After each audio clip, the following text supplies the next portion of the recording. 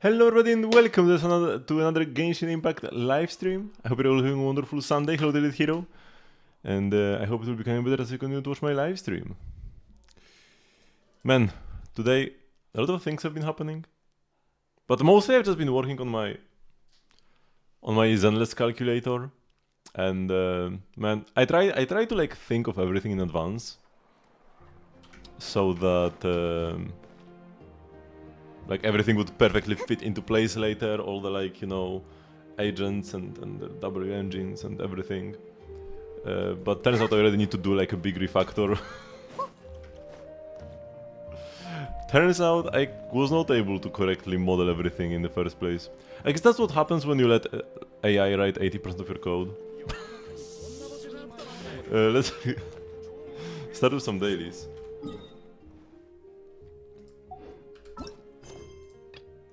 The Lost Relic. Oh yeah, good old dailies when we help thieves rob ancient burial sites or whatever.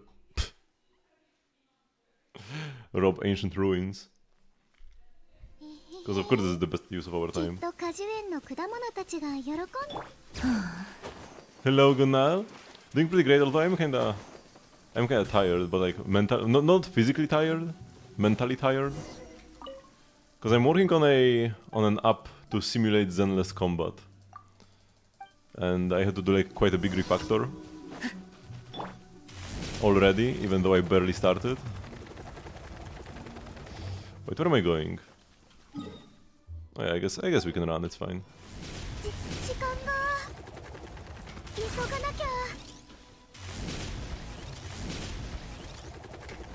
Oops. Here we go, those are the ruins. I miss random ruins being all over the place, to be honest. Oh, this is already the package. Okay, that's simple. Because like here, like even looking at this map, ruins, ruins, ruins, ruins, right? And then in Mondstadt also like ruins, ruins. Some ruins probably here as well. Big temple ruins. A whole city ruin. Like it's not like we don't have this at all. In Atlan we have like this ancestral temple.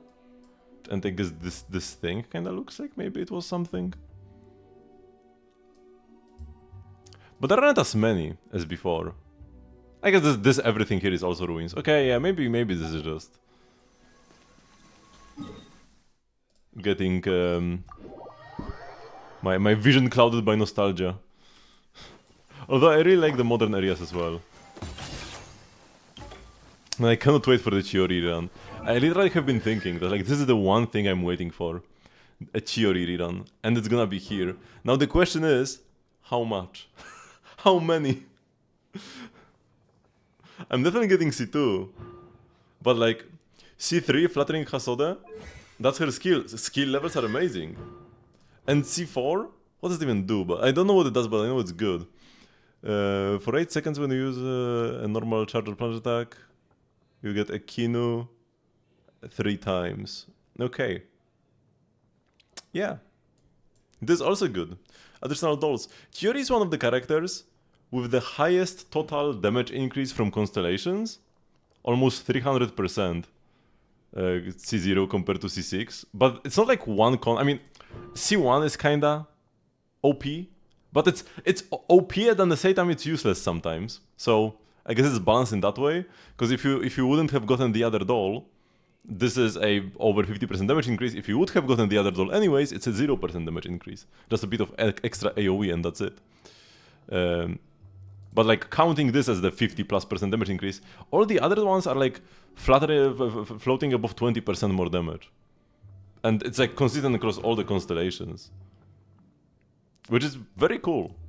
Another character with a gigantic damage increase from constellations is Chaska. But it's like all of these are ranging from decent to useless. And then this one is like 80% more damage, C6. It's just all loaded in the C6. So this is like less well done, I would say. The C6 is just gigantically broken. It might be... Chaska is probably the contender for the best C6 DPS in the game. Because you just play her with Mavuika. You play Chaska Mavuika, Sit Lali, and Bennett. And that might be the best team in the game, honestly. Bennett is replaceable sometimes, depends on content.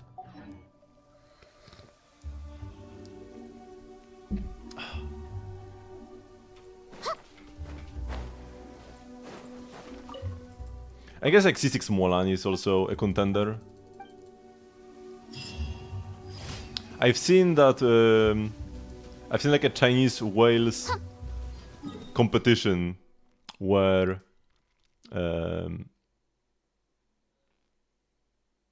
in this event. Wait, is it still online? No, it's already gone. We had this event where the bosses had like 10,000 HP bars, right? And you just had to kill at least like 1,000 of them.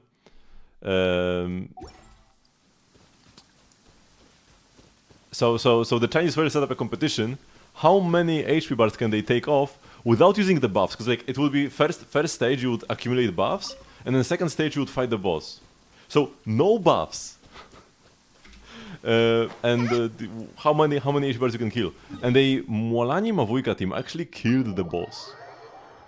10,000 HP bars with no buffs. They were fighting the pillar guy. Oh yeah, another rule was that you were not allowed to climb the pillars to like make it more neutral. So it was the pillar boss, but they would not climb the pillars. They would just let him have 60% resistance all the time. But yeah, what that meant is that Shred was very OP, disproportionately good. Because, you know, the boss always had resistance.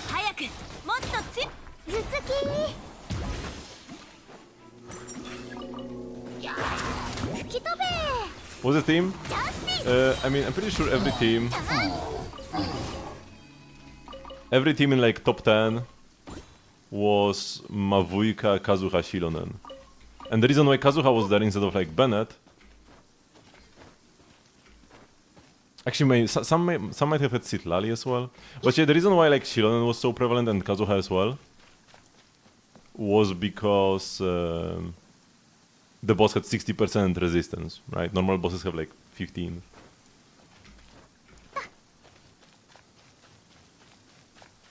But even like a raw Mavujka team did not play Bennett, which normally it would. It would play either Bennett or Jansan, but it didn't play Bennett or Jansan because it wanted all the shred, so it played Shilonen instead. So like the Mavujka team was Citlali, Kazuha, Shilonen. Yeah. The Mualani team might have had Citlali, I don't remember. Well, let me see if I can find it quickly. If not, I will just let it go. But if I can find it... Also, Varesa looks really cool as she's running.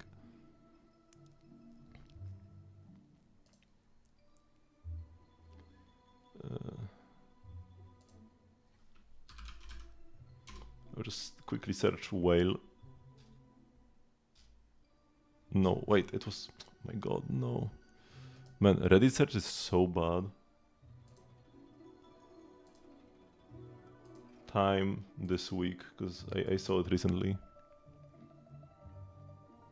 Oh, I found it actually. Nice. Oh yeah, it had Citlali actually.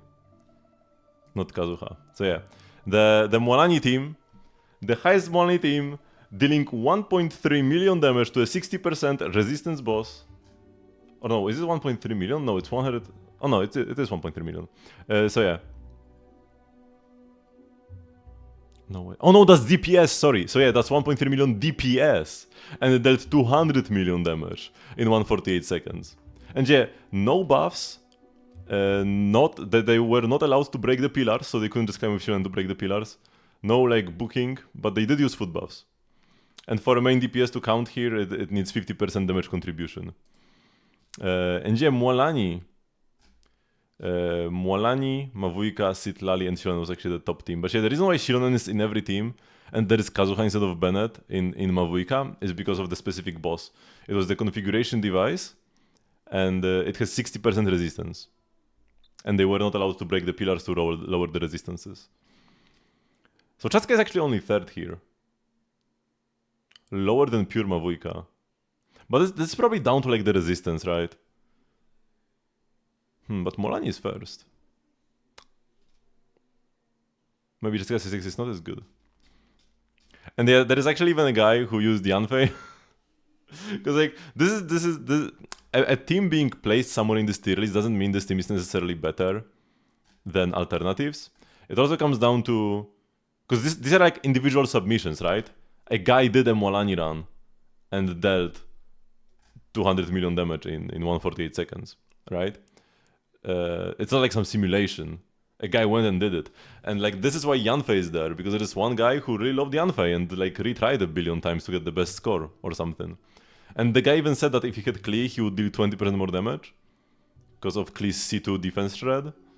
Because this is like all C6s, right? This is 100% C6, C6 R5. And but he just either doesn't have C6 Klee or likes Yanfei more, right? So that's why he used the Yanfei here.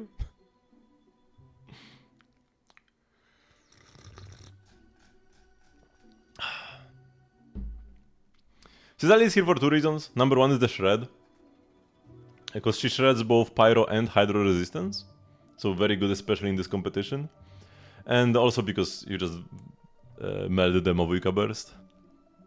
It's pretty important, especially because this is C6 Mavuika burst. Also, Mavuika at C6 might apply a bit more pyro, so the extra cryo shouldn't be an issue for Molani here. Citlali overall is not an issue for Molani Mavuika. You have her with Mavuika and Shilnen, but don't have Citlali. You could use some Dendro character, for example, for burning. Emily or Nahida work well. Burning makes your pyro aura more consistent.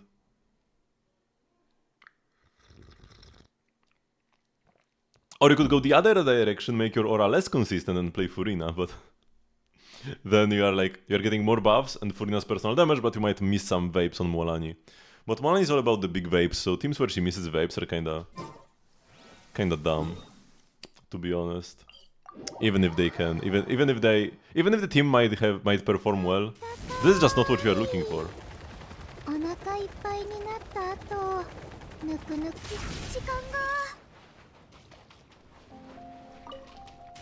I can just run. Oops, I was supposed to jump. I can just run across the water to here. So yeah, probably just a Dendro character. Or you could even just play like Bennett for Mavuika. Or you could play Kazuha.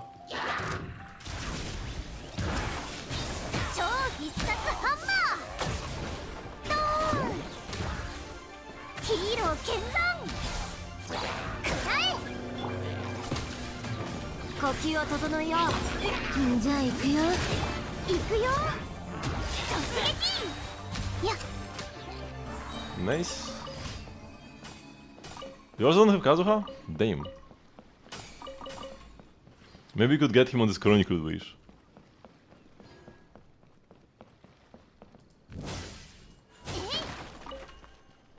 People have been kinda hating on Kazuha recently because Mihoyo has been releasing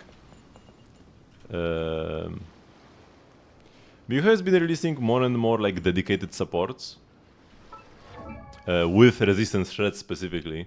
So for example, we had Citlali, who is the rest shred support for melt teams and kind of freeze teams as well a bit, but mostly melt teams. Where's her rest shred actually?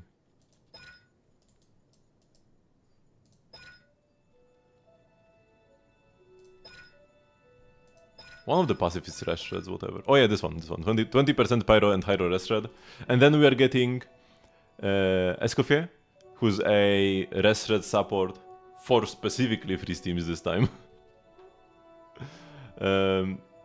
So if they were to keep releasing even more dedicated supports like these, eventually for like every archetype, every reaction will get their own dedicated support with rest shred, then having a generic support with rest shred is gonna be not as good, because, you know, a generic support has to be a bit weaker compared to like a specific one that works in only one team. Like Escoffier has to be better than Kazuha in freeze teams, or otherwise she's useless because she's only for freeze teams. Now, that's not necessarily true.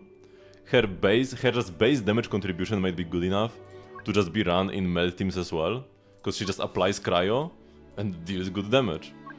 So like, you know, kind of like you can run Chiori almost everywhere because she just deals good damage, right? You don't need any, you don't get any reactions or buffs from her. You can play as Kofi like that as well.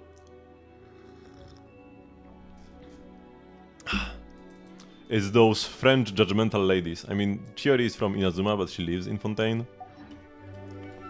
So she's got that Frenchness in her. So where was I going with that? So eventually, more generic supports like Kazuha or Shilonen could lose some value. However, they're still great, and you can play them in any team, and that's good. Like almost any. Especially if you have fewer characters. If you don't have enough pull income to pull every dedicated support that comes out, because that's quite a lot of dedicated support. I used to come here every day, and then I had like 1 billion crystal flies. And nowadays I don't anymore, and I don't have 1 billion crystal flies. How many do you have? 151? Okay, that's not bad.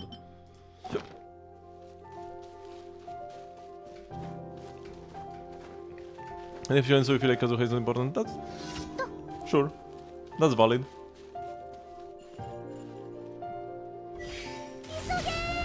Oh yeah, that's a speedrun challenge for my...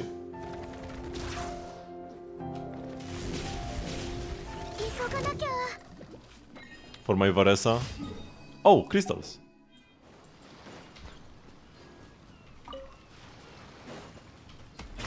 But if you own Mavujka, you definitely should pull for Citlali.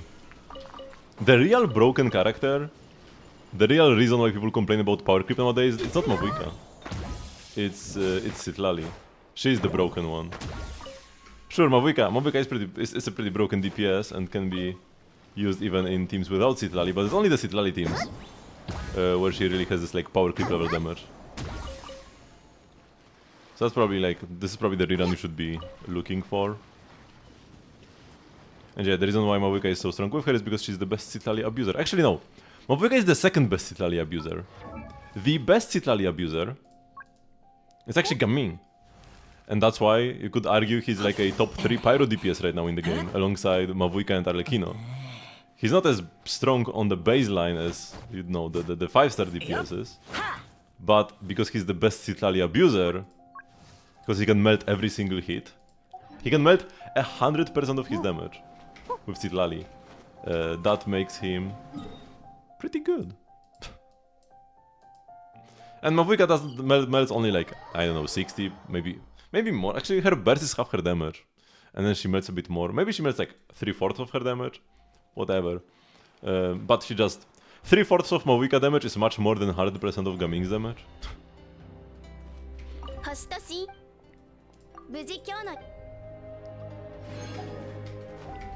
Okay, so for today, we have fully completed the event.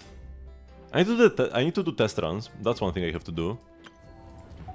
And then I will go for some more quests and achievements. In the meantime, though...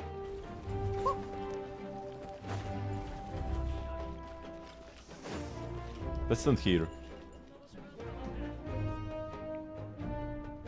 In the meantime, we'll play some rhythm game. Oh wait, there is the Permantic Transformer. Because I play the rhythm game every day, I can always see when my Permantic Transformer is ready. Wait, I only have 2 magical crystals, man. Oh my god, that's poverty. And 6 spinel fruit.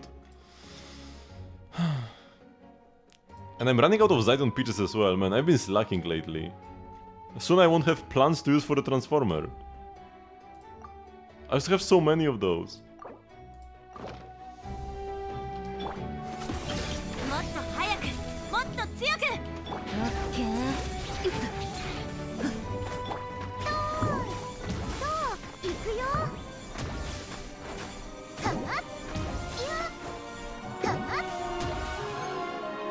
Nice, good value.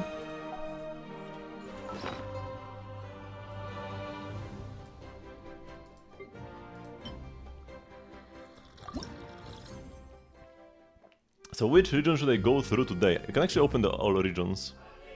In Atlas I'm missing 7 perfect songs. Actually no, 8 because it's also the first one. Then 1, 2, 3, 4 in Mondstadt. 1, 2, 3, 4, 5 in Liyue. 1, 2, 3, 4, 5, 6 in Azuma, but 2 of those are incredibly difficult. 1, 2, 3, 4, 5, 6 in Sumeru. Maybe we could do Sumeru. And 1, 2, 3, 4, 5 in Fontaine. Let's do Sumeru.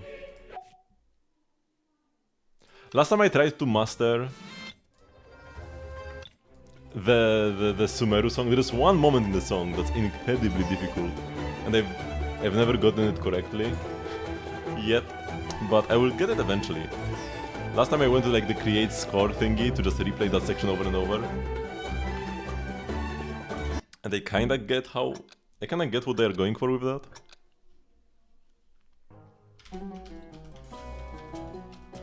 Oh man, these are falling quickly.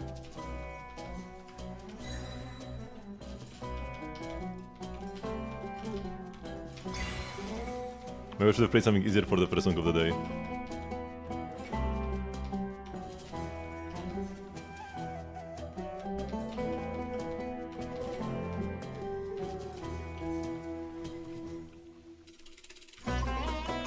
I mean, it's only been 3 days since I last played Genshin.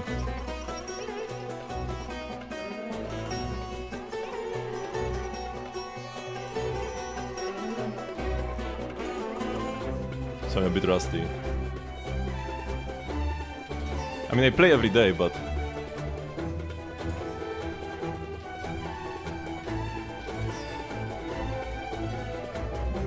The rhythm game, 3 days.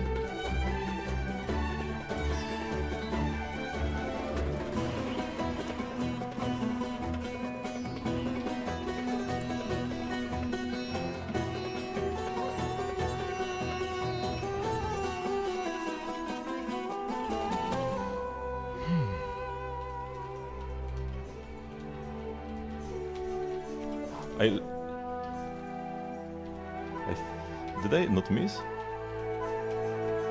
I made some mistakes, but the game didn't count them.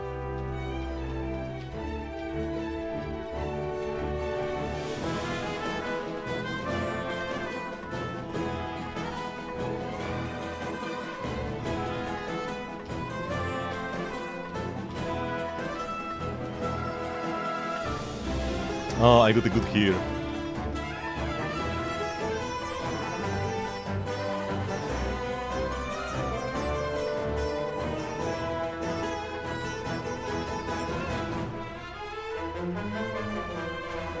Okay, I messed up this section anyways.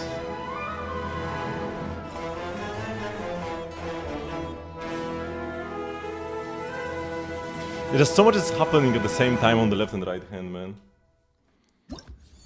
But I should have gotten way... This should have been a worse score. I just tapped a slider one time, but the game somehow counted that as a perfect. Because it's kinda lenient with that. Also, I clicked the wrong key once. I clicked D instead of S, but I think I think my finger was like between the 2 keys, so the S also went down, and my keyboard is like very light, the activation force on the keys. When I first got it, when I would just place my hands on the keyboard, I would press buttons by accident. Just from the weight of my fingers on the keyboard. I had to learn to like put them on lighter on it. I don't really have the issue nowadays. It's not like that light, but yeah. If I just put the full weight of my hand on the keyboard, it would activate the keys, which is great for the rhythm game, by the way. When I'm tapping so many keys in short succession, especially for longer sessions. Okay, man.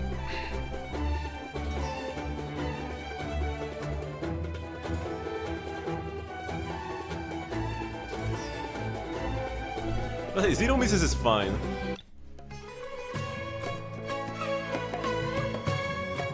I should be happy with 0 misses on a hard song. Hello, Old Rain.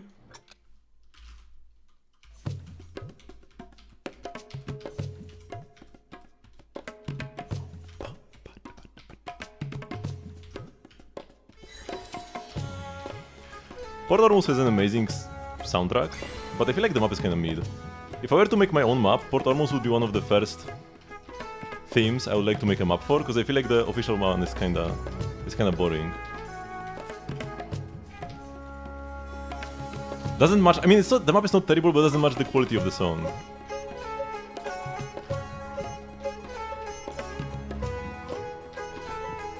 This should be an S tier banger, but it's just decent.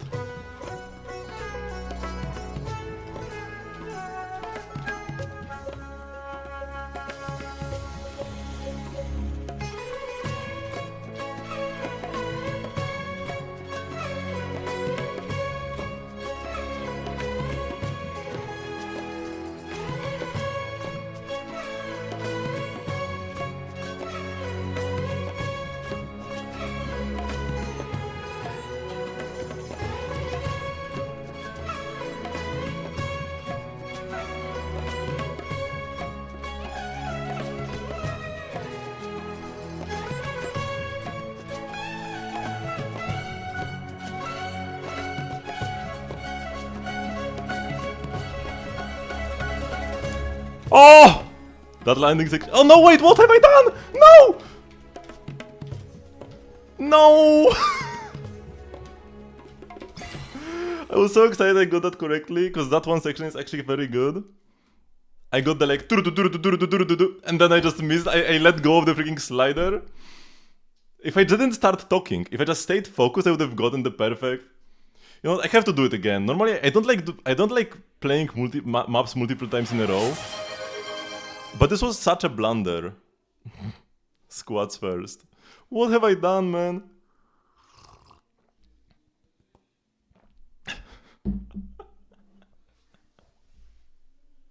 Because like the whole map is a build up to that one section. I got it correctly and just pew! Man.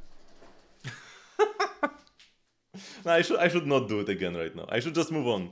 Move on. Because I will, if I try to do it again, I will get some simple section wrong. And then I will like, it will just be a downfall. 1, 2, 3, 4, and 5. Man.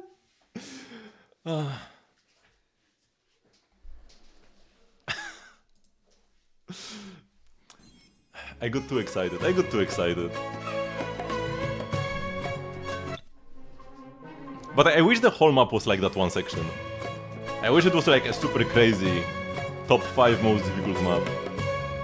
But it's not. It has just one cool moment and the rest is boring. And I missed the boring part. I do Tinaris map to calm down first. Should I try to get Canorus on like the lower difficulty maps as well in the future? It would be kind of boring, but would look nice. I don't think I will.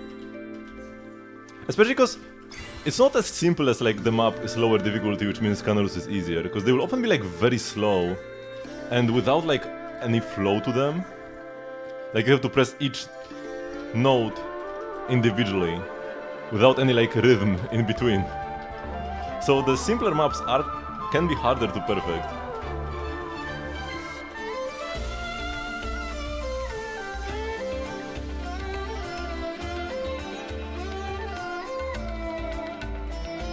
This is probably my favorite map.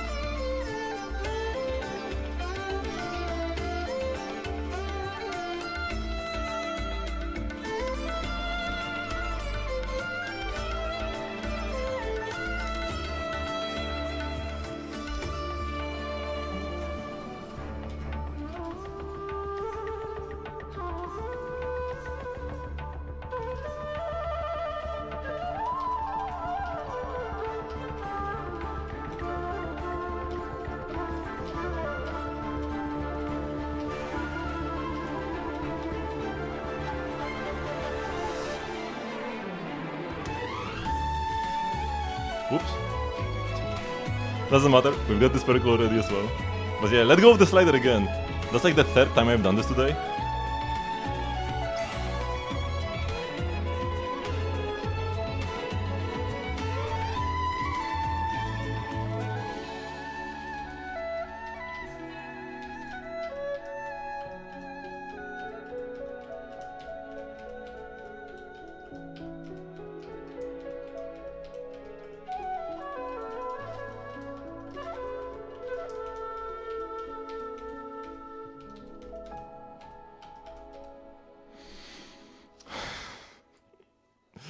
That port almost blunder. 0 goods, 1 miss. That's good for me. So yeah, Gilded Runner now. I do not remember what this map is about.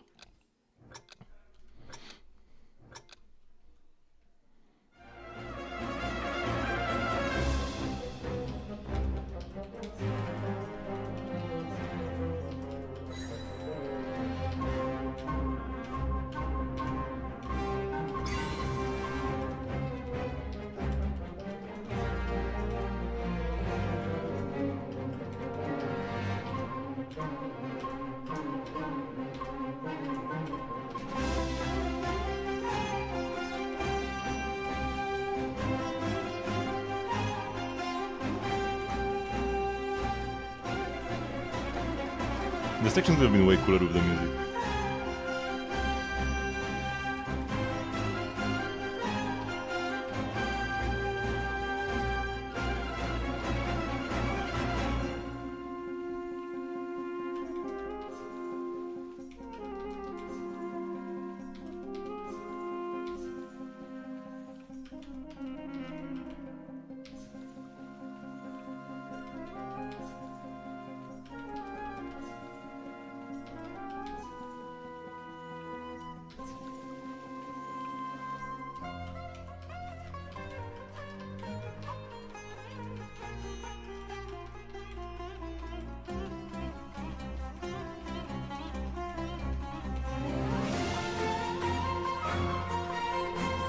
I have to be careful not to press anything too early.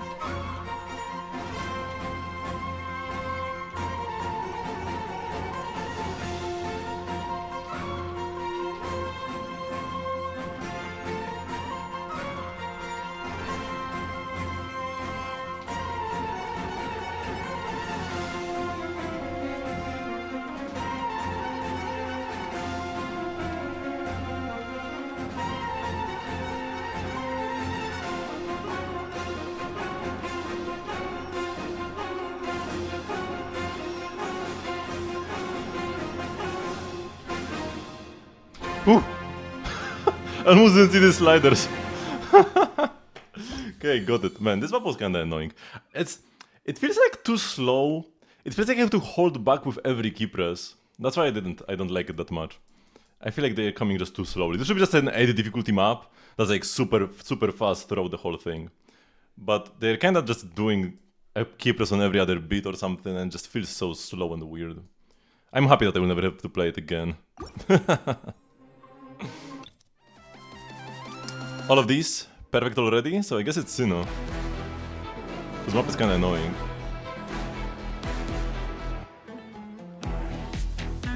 It's cool, but it's annoying. It's got weird key press sequences.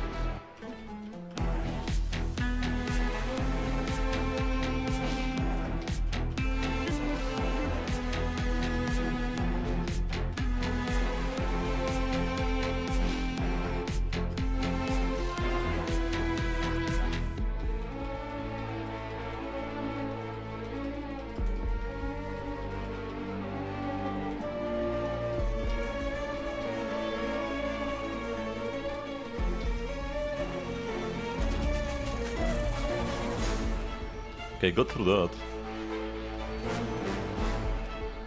I'm still not out of the woods though.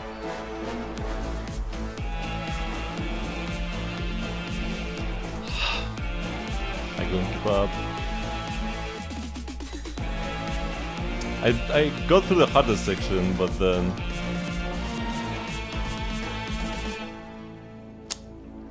lost on another easier one. I wouldn't call it an absolute blunder though. Like on the Port Ormuz map. It was still a section where it's easy to make a mistake. Not just I let go of a freaking slider. Ah, too bad, man, because this map is also annoying to play. I don't feel like it's bad. Because the previous map... The previous one, the... Guild Runner, I feel like it's kind of a bad map. This one I don't think it's bad, but it's also very annoying to play. And I wish I didn't have to play it so much. Instead to pause your relic farming and max out your build character's traces. That's a nice way to become stronger. If you are annoyed with the RNG. I've leveled up my 3-beast traces a bit.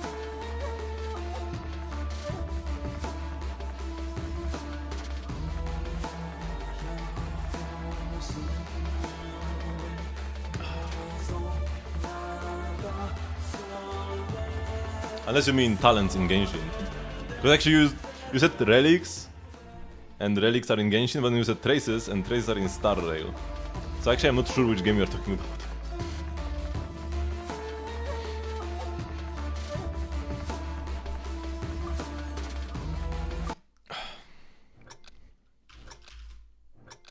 Oh, relics are also Star Rail. Oh yeah, that is true, that is true.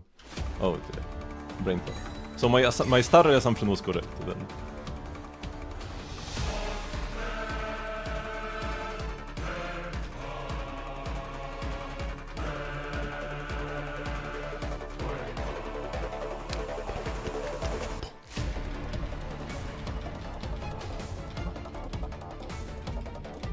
Wait, if I fell so early, it's fine.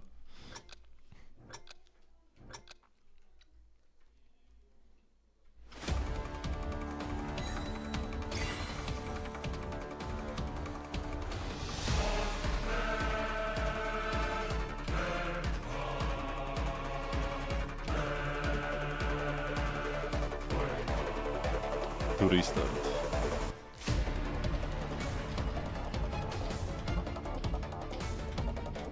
Wait, what? Okay, last restart. What is wrong with me? Why am I not getting that correctly? It's not difficult. It's just a regular key press. If I fail now, it's fine, and we just continue.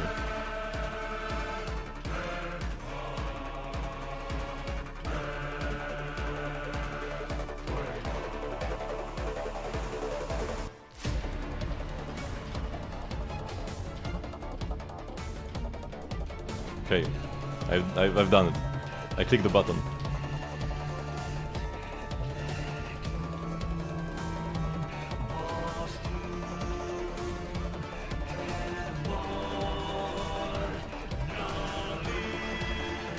Oh, that was so many good.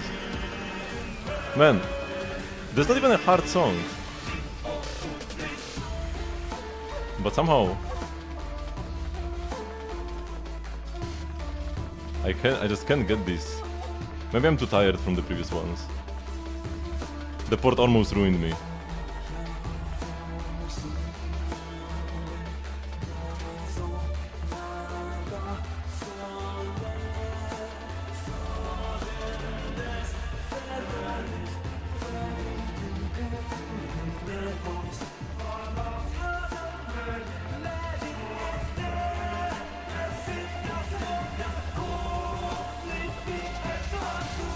I just cheat on this map and I just hold both keys. When there is like short hold and press on the other button, I just hold both. Because you can hold if it's a press. Nobody says you cannot.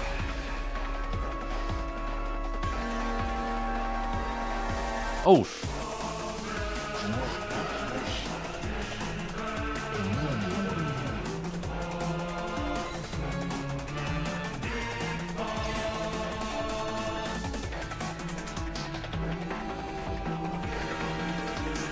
Oh.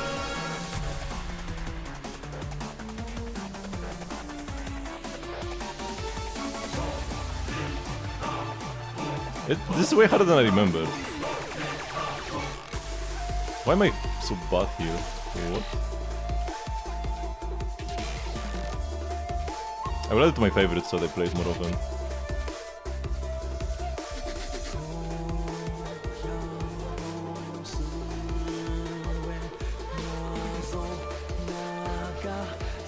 I love the Inazuma plus Sumeru combination here.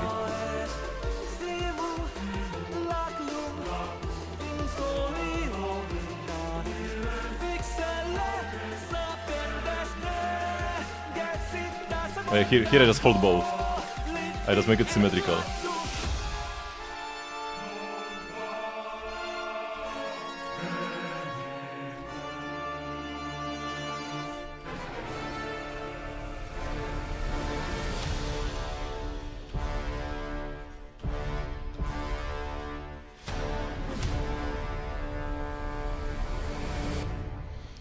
The problem in Star Rail is you tend to vertical invest in games, and in Star Rail you need a wider variety of characters for different endgames. It depends exactly what kind of characters you invest in. A character like Acheron or Yunli can do well in every single game mode. Like if you invest into Fei Xiao, and then it's time to kill pure fiction, that's gonna be tough. Or if you invest into the Herta, but then it's time to kill a single target mob, the something unto death. It would also be pretty rough. But if you invest into the right kind of characters, they can clear every endgame mode. Usually just distraction is like decent everywhere. Castors is definitely a type of character that can do well everywhere. Midday can do well everywhere, especially with E1. We are talking about vertical investment, so you would have E1.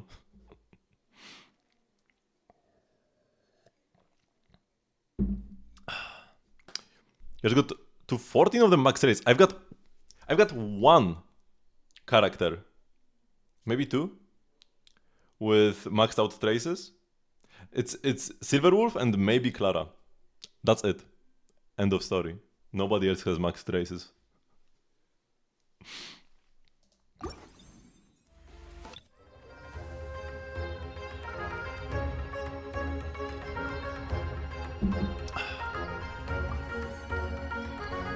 Because it's Facial Firefly.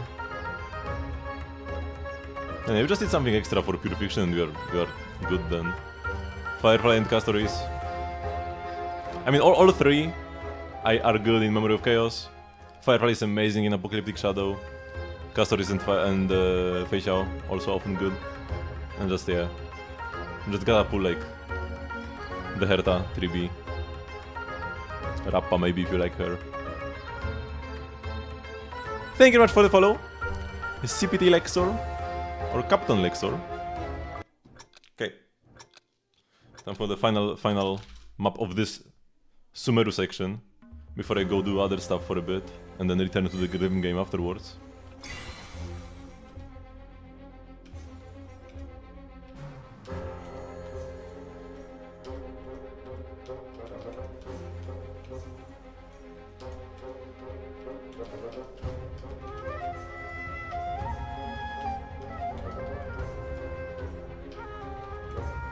Oh, my fingers finally calmed down after the fourth almost blunder. I feel like my kill presses are light now, and they were heavy before.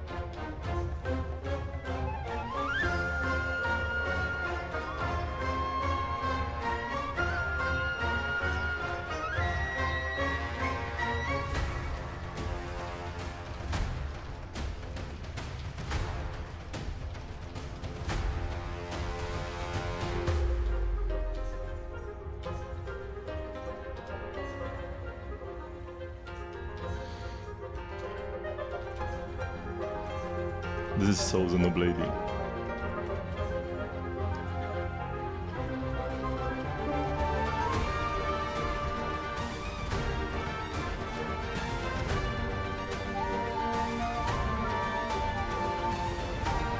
Oh no, I just didn't hold the slider, man. It was such a good run. This is like the 4th song today I messed up like this. And now I'm just like blundering.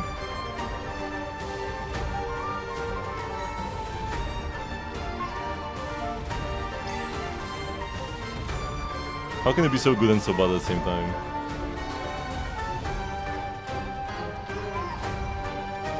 And yeah, there is nothing hard until the end of the song.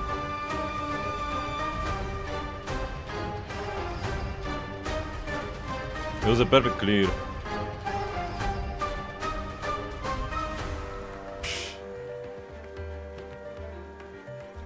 You have no idea what you're watching, but you're speechless. The Genshin rhythm game, which is like Osumania 6 keys.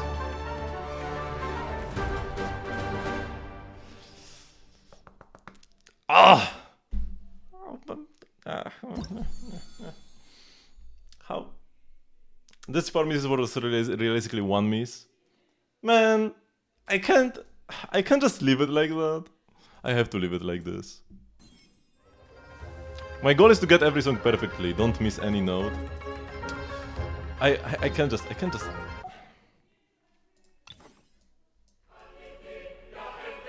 just like the Mozart songs as well. There are only 4 of them. Left. Whatever characters don't have constellations, but you went insane and spend most of your pulse on an E6 file and then now you're stuck at E5. Damn. 7 to 7, funny number? I don't recognize 7 to 7, what is that? Oh, check out your Anemo MC, okay.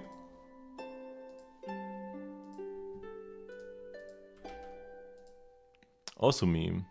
The last time I followed Osu memes was like 10 years ago. I don't know anything about the modern memes. And also meme culture evolves like on a daily basis.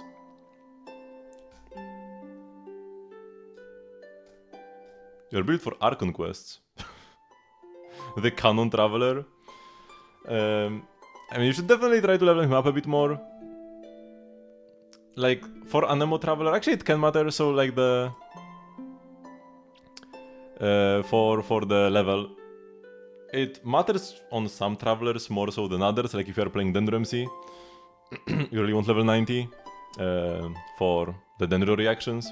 And here having level 90 for higher swirl damage would also be nice. And also that's one way to get stronger. Also your talent levels are absolutely in the dumps, like you leveled your normal attack to 5, and then these are on level 1. You don't use him on an EM build. The swirls still do damage, and especially when the base damage values are so low, like for the Traveler, the swirls will be a pretty large portion of his damage even if you don't build for them. Probably going just full EM would be better, although then I guess if you are facing an enemy where you cannot swirl them, it would be kinda bad. If you don't have teammates, because like, yeah, you said solo Traveler, so yeah. If you're facing an enemy who does not self-apply an element, you couldn't swirl at all, so I guess, sure. Overall, Anemo MC is one of the worst ones for solo play. Geo or Pyro would be better. GMC probably would be the best. Also, GMC can cheese domains by climbing walls and stuff with his rocks, so that's cool. GMC is, in some ways, the best characters in the game. The best character in the game is like breaking them up. Going out of bounds and stuff like that. You want to level the talents more, or the quest fights would be too easy? With a solo Anemo Traveler? Bro. What? With a dual blade? What are you on, like world level 5? Like lowering your world level for quest to be easier? Who can use Velt's light cone? I mean, just superimpose it. Even one copy. I mean, it can be decent on Acheron? No, not really. Better than 4 stars. But superimpose everything always. So yeah, Dual Blade of course is not the best weapon, but that's what we are going for. Most enemies in quests are just random mobs from the overworld, sure. But like canonically, if the enemies are just random mobs, the Traveler should just wipe the floor with them. No? And then for the bigger fights you would struggle. But yeah, here attack percent, I guess you're gonna deal a good mix of physical and anemo damage. Copium, because you just spam normal attacks. So the attack percent makes some sense. My god, this is so bad. And 2-piece anemo, 2-piece glass. Yeah man, this ain't it. I guess your subsets are good. Your subsets are solid.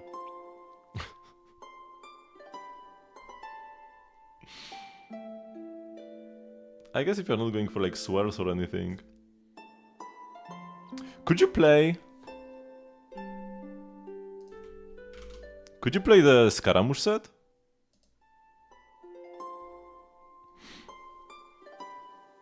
Two Rift Hounds are a big challenge for a Traveler. Could you play Desert Pavilion Chronicle instead? Because anemo damage bonus 15%, that's what you are already getting here. And then when charge attack hits opponents, the equipping character's normal attack speed increases by 10%, while normal charge and plunging attack damage will increase by 40%. Yeah, this would be better. You can use this set pretty much fully. The attack speed will be kinda bad, but it works. You do use normal attacks. And then 40% normal charge plunge attack damage, that's actually good. Especially because you have no damage bonus anywhere here. Outside of 2-piece VV. So getting the damage bonus for your physical normal attacks, yeah. If you want to go for the best worst Traveler build, like if everything on the left side of this chart is supposed to be Forsaken, and you have like under-leveled talents and a dual blade and level 80 Traveler, and then you only want the artifacts to be good, Desert Pavilion Chronicle would be cooking. Level 1 S2 Velt light on your level 1 Velt. Great. You know if you would be able to get a set that's better than the 2-piece you have here. 2-piece. Yeah, that's true. Those are some pretty good pieces. That's actually a really good recommendation. Just some food for thought. This set is annoying. This set is annoying to farm for. Like, if you wanted this set, I would recommend just crafting the pieces from the... what is it called again? The Strongbox? That's what I did for my Wanderer. Because the Flower of Paradise Lost, which is together with it, I mean, it's not a bad set. I actually do play it. I don't think I have my ride on my showcase. Man, I need to add more characters to my showcase. I've got like nobody here. I need to add all my characters.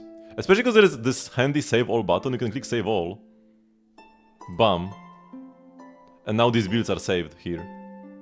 Neat. For Emergency Hunter is better for Wanderer? I don't think so.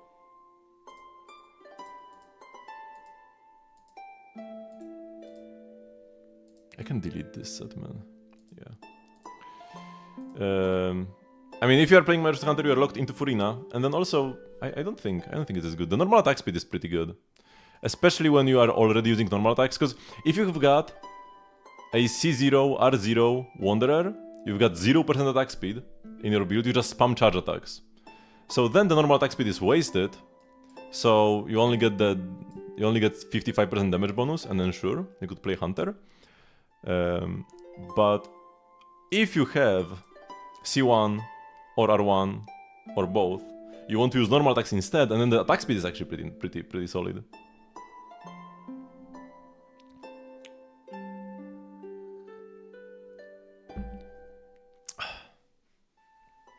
Farazan gives a lot of damage bonus, does she? Does she give damage bonus at all? Actually, she gives flat damage and rest shed, no? Maybe I have forgotten what she does though. Oh no, she does give anemo damage bonus, that is true. But like a lot of anemo damage bonus? Some anemo damage bonus. But she also gives like the flat damage. And rest shed, so she kinda gives every stat. I guess yeah, crit rate is something different from the Martial Hunter. I wonder what catching mains have to say about this. But still, I would not like to be locked into Furina teams.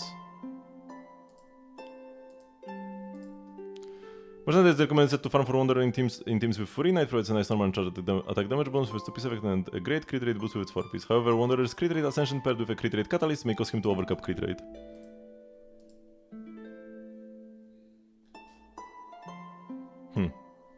There's only teams with Furina though?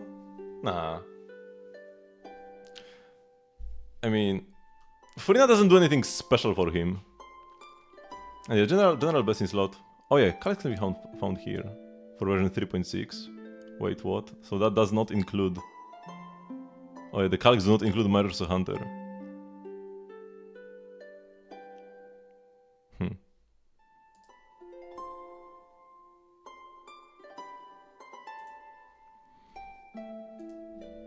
But yeah, where was I? Furina is a pretty good character to play with just like any DPS, especially if they don't deal that much damage themselves. Because then Furina has good personal damage as well, to make up for the shortcomings of your main DPSs. But like, at least my Wanderer has constellations, right? I do have C2, so he does his job well. And then Bennett Farzan, C6 Gene. You made another song. Okay, oh, I'm actually super excited to try it now. Let's see.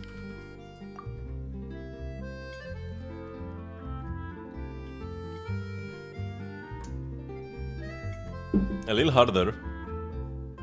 Or did you mean a lot harder?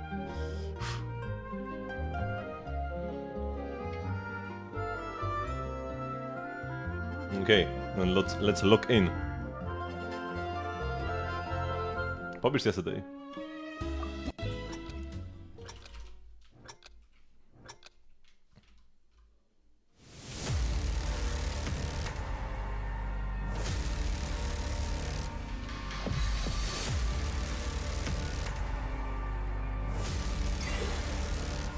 Oops.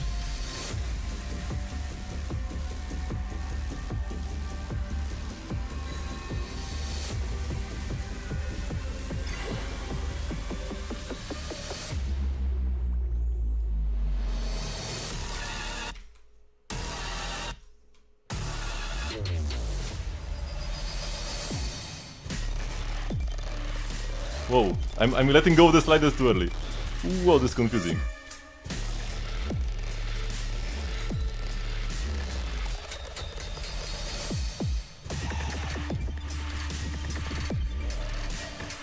Ah. Shoot. Man.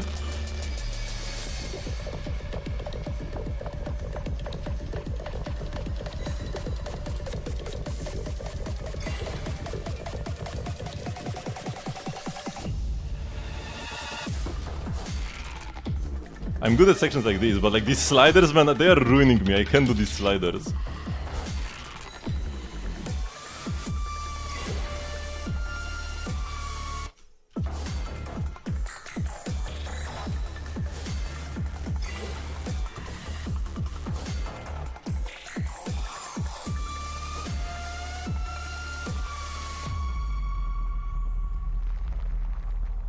Very cool though, very cool.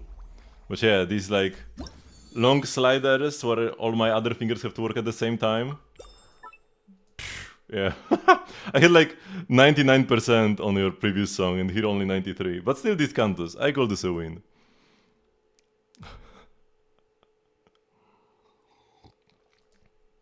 Very nice, very nice. But I would have to train a lot for this. No song in the base game is like this at all. Okay, let's do the monster ones. And then I will do some regular gameplay. The Venti skin is weird. I mean, it's cool, but it's the only map that uses it, so I'm not used to it.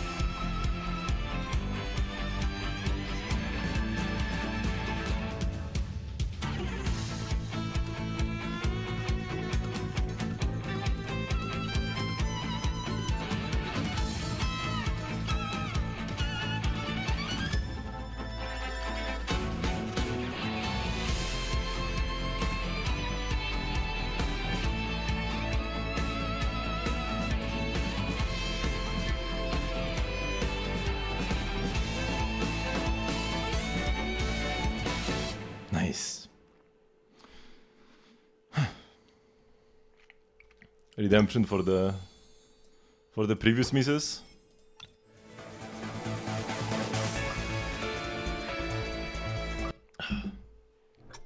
Time to get every Monsad map perfectly. Only got 3 left.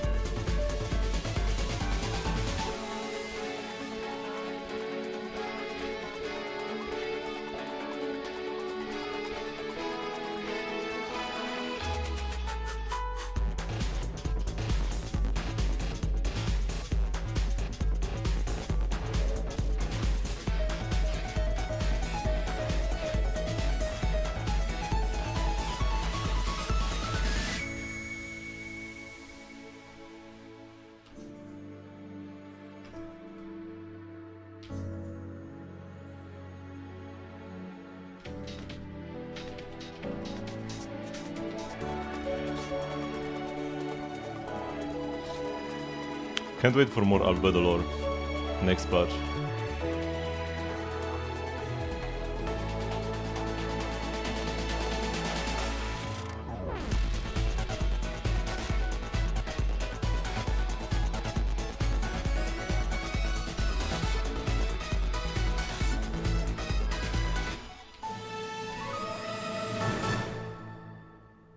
And the Klee section. Nice. 2 in a row! 2 in a row. Should have been like 4 in a row. Only the weekly bosses are left.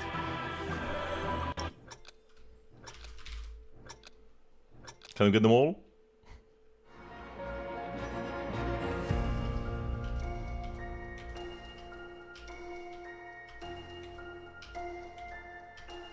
There is no way I get them all.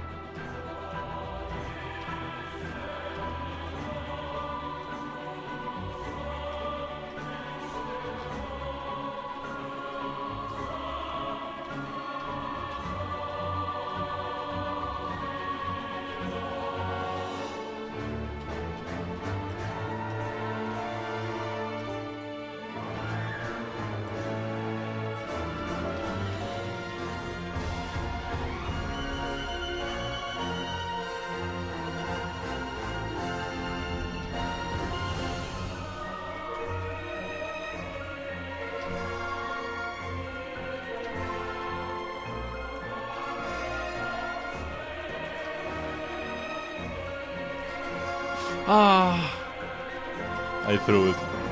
Freaking sliders, man, I hate sliders. Can they remove them from the game?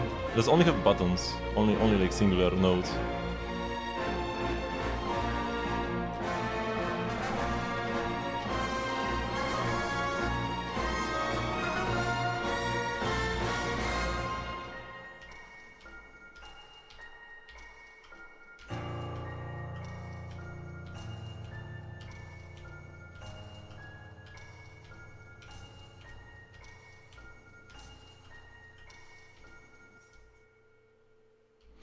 Hello, Mahmoud Elgizawi. He's locked in. Not locked in enough, apparently. Okay. Last song for now. This time for sure. We missed on Andrews, we gotta get Dvalin done. I feel like Dvalin's map is a bit better than Andrius's. Andrius is a bit too slow for the most part.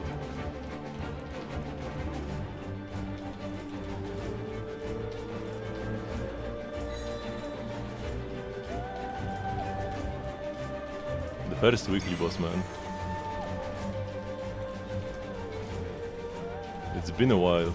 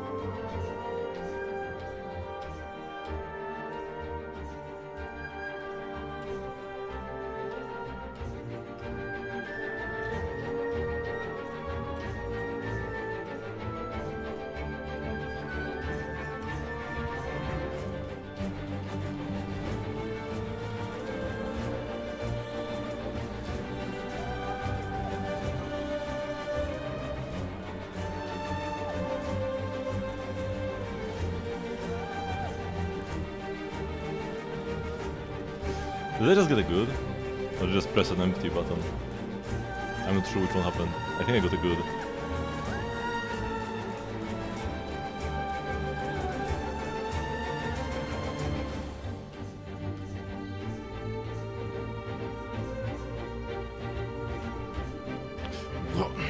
I let go of a slider.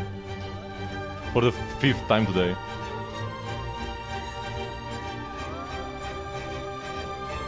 You can't make this up.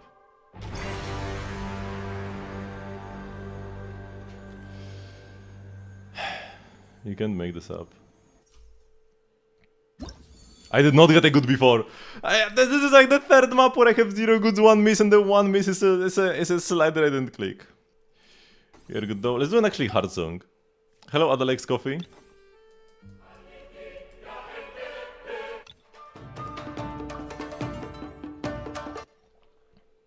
I said this would be the last one. Let's give Primo Gems like 60 for the tutorial.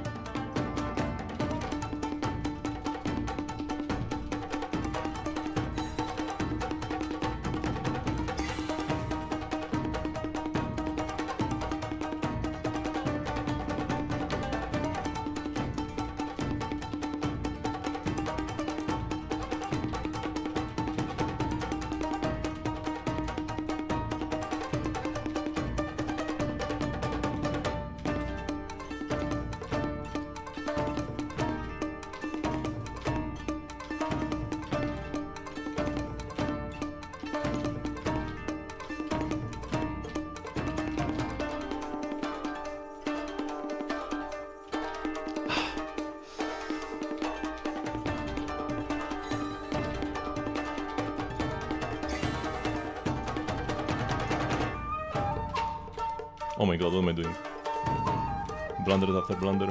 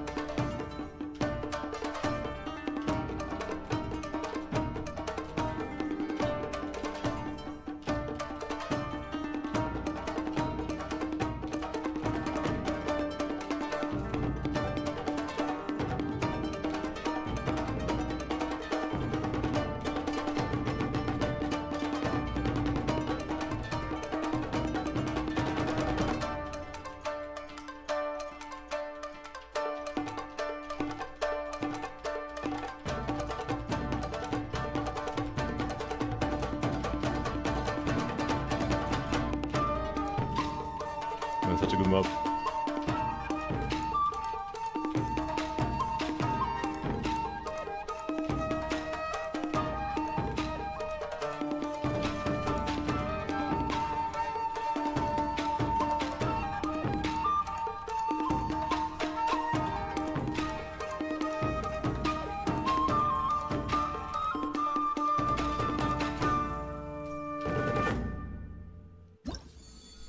This was a pretty good run. 17285 was my best one. Was my best score? Ah, no, it wasn't my best score. But I feel like it was my best run, even though it wasn't the best score. Because maybe I could have like missed 2 in a row or something, but then I got the entire sections correctly. Okay, just one last.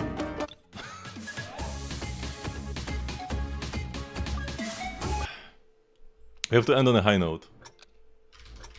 Let's get Kachina perfectly.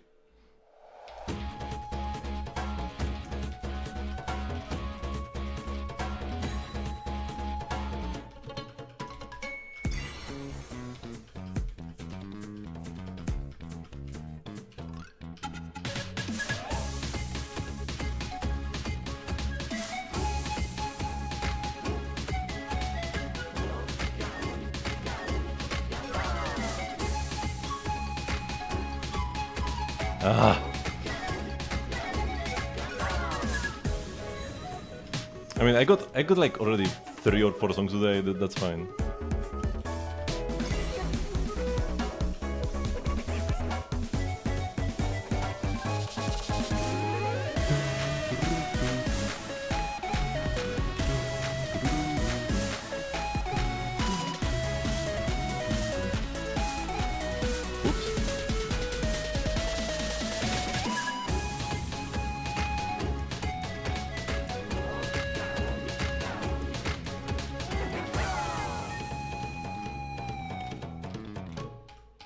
That was pretty bad.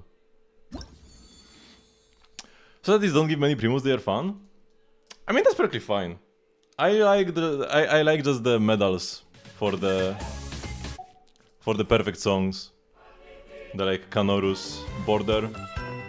And for people who don't like this, or who just are not skilled enough to beat these maps on harder difficulties, it doesn't create like any FOMO or stress or anything. So this is like perfect. How many perfect already? Woo! In Natlan we've got 1, 2, 3, 4 only. Natlan is difficult. Then 1, 2, 3, 4, 5, 6, 7, 8, 9, 10 in Mondstadt. So that's 14. 15, 16, 17, 18, 19, 20, 21, 22, 23, 24, 25, 6, 7. 28, 29, 30. 1, 2, 3, 4, 5, 6, 7, 8, 9, 40, 41. 41 perfect songs so far. More than half. Right? It's gotta be more than half. Okay. I'll do some other stuff and then return to the rhythm game later on. First, let me actually do Genshin though.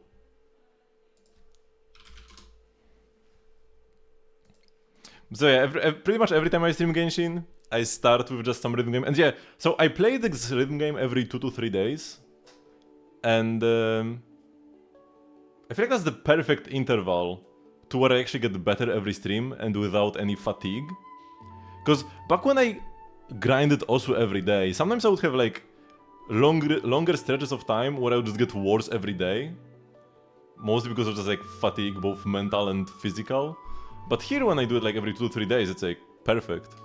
Every time I come back, I'm better than before. Can you ask for a character review? Yeah, at any time. Even in the middle of a song, you can ask for a character review and it's fine.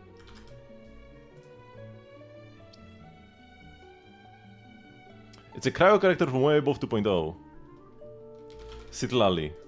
No. Way before 5.3. That's Charlotte. No! Oh, I knew it wouldn't be a catalyst. That was a blunder. Wait, what? Cryo character from Fontaine? Fremine. I should have just chosen Fremine instantly, not Charlotte. Raidon or Vresa? Let's go Varesa. Got level 80, level is 968. Yeah, normal attack is the most important one. Should even crown it if you have the resources. And then Burst is also very good. Skill is whatever. Skill is just like a little tiny damage instance. It happens though. It's better than some skills that never happen. Vivid Notions, best weapon. It's like a lot better than anything else. One of the best signatures in the game actually. And having said that, oh, I don't have my... I should add my Varesa to my showcase. I have not pulled for Vivid Notions, because I like the movement speed that Lost Prayers give. And then I have the fastest Varasa in the West. But this is way better for damage, if you just want to kill enemies. But if you want to run faster, Lost Prayers is not that far. Lost Prayers is the second best weapon, and gives you 10% movement speed. But yeah, I mean, the damage increases is pretty huge from Vivid Notions. Got some solid attack. She also gets way more from like Yansan, from her passive that gives 35%. She overflows with attack. 85 crit rate to 185 crit damage. Crit is what you are looking for the most of all stats. That's why this is so good, because it gives you 68 crit damage. Yeah, it's, for the most part you just get 68 crit damage from it, and then 44 from the passive. And crit is the one stat that she doesn't get all that much of, because damage bonus, this set gives you a lot, and then the scroll set, and then Yansan gives some damage bonus. So she's got a lot of damage bonus, she's got a lot of attack already, and then crit is what she wants the most. So yeah, some solid crit subs, yeah. Very nice flower, decent feather. Sounds are pretty good. For an off-piece, they are slightly lacking, but it's fine. Goblet is great. Goblet is pretty amazing for an onset this early. And then the hat is great as well. The hat and the goblet are like the best two pieces. And then like the first three are kind of worse. Like the flower feather and the off-piece sands are worse, and then the goblet and hat. Considering the like opportunity cost, or like the difficulty of getting a good goblet and hat, right? A bit of VR is not bad. She doesn't really need it, but she doesn't mind. And then electro damage bonus, yep. Long Night's Oath, her best set. Heard how many books it takes to level up character's talents, because you've been pushing it off for so long. You're planning leveling fish with Noel Weekend Cherry. I have no idea how many books you need either. Alex Coffee, if you would like a review, gotta do the character review redemption. It only costs 300 points, which you should have after you followed. Have you followed, actually? If you haven't, you should follow, and then you get 300 points immediately. What's better, 3k attack Yansan or 2-piece 2-piece? With 2-piece 2-piece or 4-piece? No, always 4-piece. Always 4-piece. It's not even close. It's 40% damage bonus.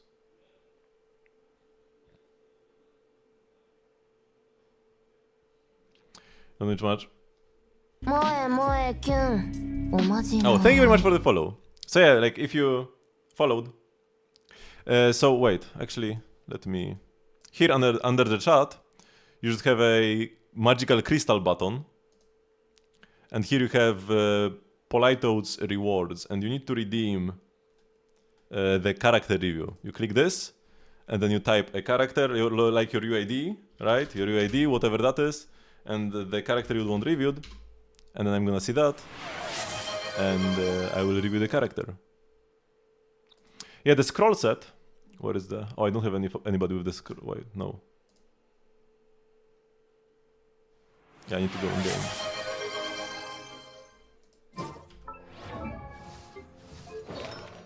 The scroll set gives 12% damage bonus, and then 28 more if you are in the Night Soul. So that's 40% damage bonus. The only way you can not play this is if you got another character with the set in your team already. But then, like, you make them useless if you separate them. So, like, yeah, ideally in this team, I would unequip this 4-piece from one of my Natlan supports. But then if I play Yansan without Shironen or Shironen without Yansan, they would be useless. So I just keep it on both, because it's not like there are any other significant options. Okay, wait, so Rain, what? Let's keep this here. Oh, it's only Furina. We got level 90, got C6. Triple crown, but... Oh, wait, I didn't switch to browser. Level 90 Furina. C6.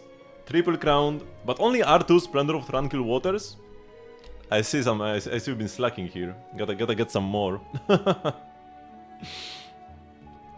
Got some nice HP, although you have 0 HP substats. That's a bit of a shame.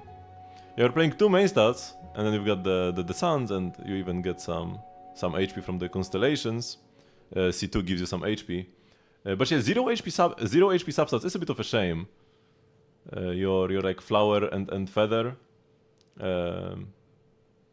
Having no HP %, a bit disappointing. Same goes for the hat, a bit. Does Merchant Hunter become her best 66? Not really.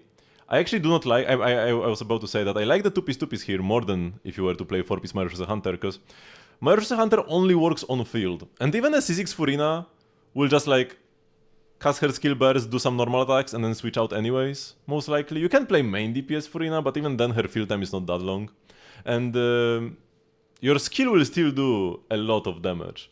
And then as soon as you switch out, you are not buffing anything at all. Your skill deals no extra damage from the set bonuses, because the 2-piece is just like normal charge plunging attack damage, and then the 4-piece only works if you are on field. And then you end up... Also, Merchant Hunter is a set that is even like worse when it's not active. It's not as simple as you don't get the buff, but you don't get the buff, and now you have a bad build with no crit rate, because you optimize your build around the extra 36% crit rate, right? So you lose a lot of damage from losing the buff. More than if you were to lose like anything else, like a Crimson Witch set or something, you know? So I actually do like the 2-piece for a good mix of on-field damage and off-field damage. I feel like just playing 4-piece Golden Troop is still probably the way most of the time. Especially if you play her in like many teams. If you mostly switch if you mostly play only on-field Furina, then this is good, and even Merchant Hunter can be decent. But if you play her in a lot of teams, sometimes on-field, sometimes just skill burst, because she's still an amazing support. Like all the cons up to C5 buff her supportive capabilities, right? Then just 4-piece Golden Troop is still a very good option. And it would be nice to have some extra crit rate. You should probably just play a crit rate hat. If you were to switch to a crit rate hat, you would gain 25 crit rate, so it would be like pretty much exactly at 100, because you would lose the 7, gain 31. Actually no, so you would have even less than that. Yeah, you would be like pretty much at 100 crit rate. And this is an off-piece. Actually no, it's not. It's a 2-piece with Hydro, Heart of Depth. But yeah, if you could have a crit rate hat, would be nice. Although the 20 ER sub is pretty useful here, because you don't have almost any ER outside of that. ER is not... I mean, the 136 ER... it's not that big of an issue, because there is C4, which gives energy. Every 5 seconds, you get 4 energy, pretty much, from C4. So this should be solid in like... As long as you have another Hydro character, you'll be fine. 100 to 100? I mean, 100 to 100 is just way less crit overall. You gain 25 crit rate but lose 80 crit damage? Yeah, that doesn't check out. That would be worse. If you could gain 25 crit rate but lose 50 crit damage, so 100 to 230, that would be way better. Actually, 75.9. Let's see exactly how much. 75.9 to 283.5. 6.4% more damage. So that's like 4 crit subs. That's quite a lot. But if you are this build, yeah, it's fine. I mean, at this point we are so strong, if you just want to see bigger crits, it's okay. Oh wait, so now Mahmoud redeemed another one. Warriors ready, here we go. Now Raiden, okay.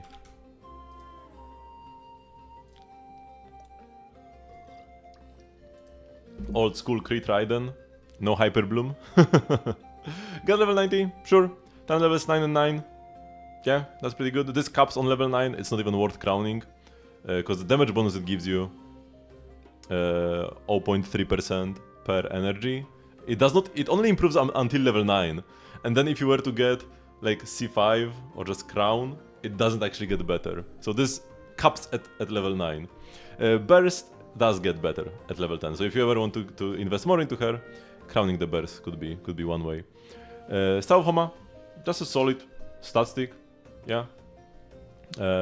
Nothing wrong with it. Got some decent attack. You've got the attack goblet. So Homa already gives you more attack. I usually don't like attack goblets on Raiden all that much. Now, it's she does get a lot of damage bonus from the set and from her passive. Like we got 50% electro damage bonus, from her ER to damage passive, and then you get even more burst damage bonus from the emblem set. But you very often end up playing her with Bennett, or sometimes even Bennett and Sarah as well, if you are a bit masochistic. And then you end up having like more effective attack than damage bonus anyways. Now attack goblets are fine, especially if you've got great substats, but as long as you have a Bennett or Sarah, electro damage bonus can often be better, especially when you have a weapon that gives you no damage bonus, but gives you some attack. It's not a lot of attack, because it's like the HP to attack conversion, but it's something, right? But yeah, ER sounds are definitely a must here, otherwise you would have like no ER if your weapon doesn't give you ER.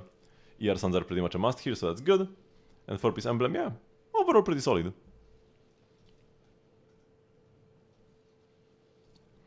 Okay, and then we've got the Hutao. Okay, here's the UAD.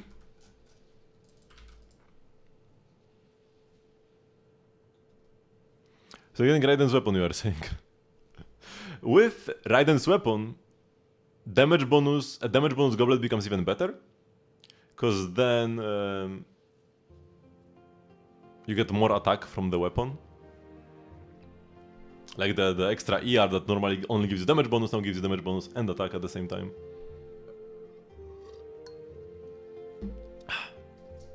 Got level 90, triple crowned, Staff of Homa, which is not even always her best weapon, but it usually is. But the issue is that in teams with Furina, when you play... Like, if you want to play Furina, which is a great character for Hutao, because otherwise she has no good set bonuses to play, you also need to run a healer, and then you end up being above 50% HP.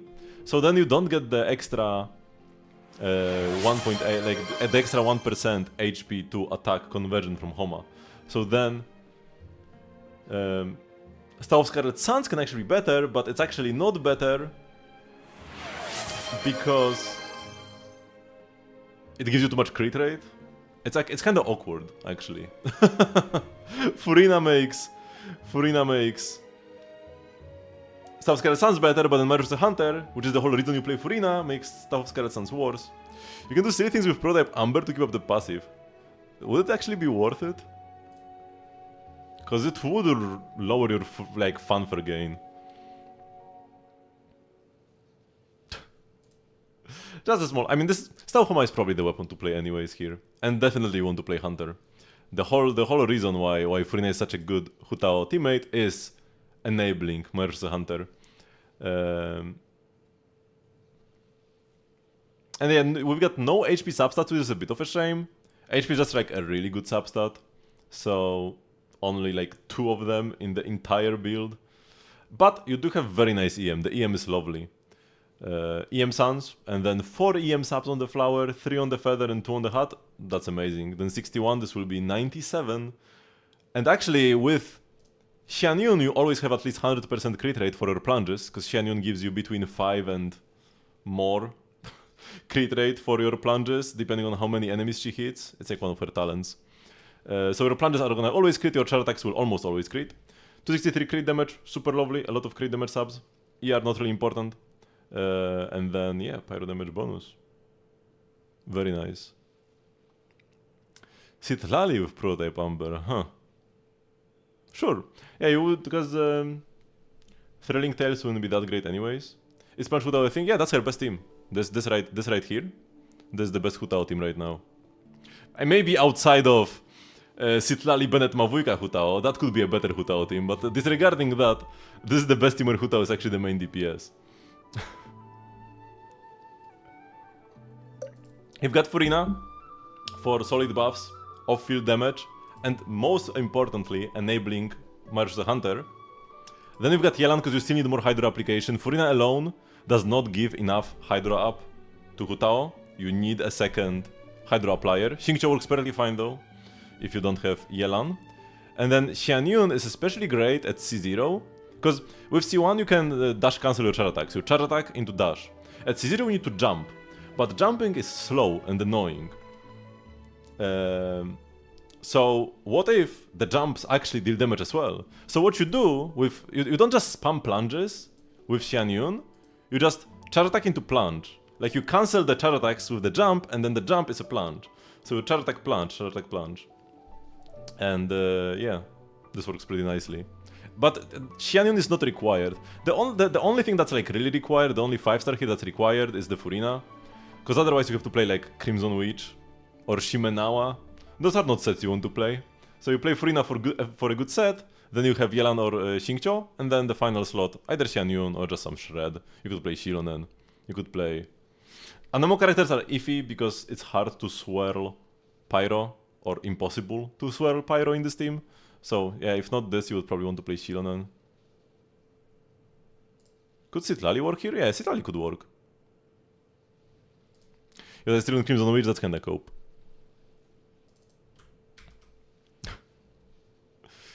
What's Freyja have to do with the March of the Hunter set? So, March of the Hunter... let me... When current HP increases or decreases, crit rate will be increased by 12% for 5 seconds. That's the effect. And while Hu Tao has HP consumption in her kit, she only does it once when she presses E. And then she can heal with her burst, but that you usually do it towards the end of the rotation. So Hu Tao by herself could only get 1 stack and it would expire after 5 seconds, but with Furina, your HP will constantly get consumed. And then you can also heal it back up with like Xianyun as well. So these constant HP fluctuations will enable the set to give you 36% crit rate. Any character in the game can play this when paired with Furina. And then some characters like Nuvilet or Ryodosley, Ryodosley is actually kinda iffy, but like Linei, they can play it even without Furina. Gaming doesn't really want to play this without Furina. No. It's not consistent. Oh. Gaming prefers Crimson Witch in non-Furina teams. Because Gaming can, unlike Hu Tao, Gaming actually melts 100% of his damage and actually uses his skill a lot of times. So he can get the max 3 stacks on the passive of Crimson Witch, and then the melt damage bonus is lovely.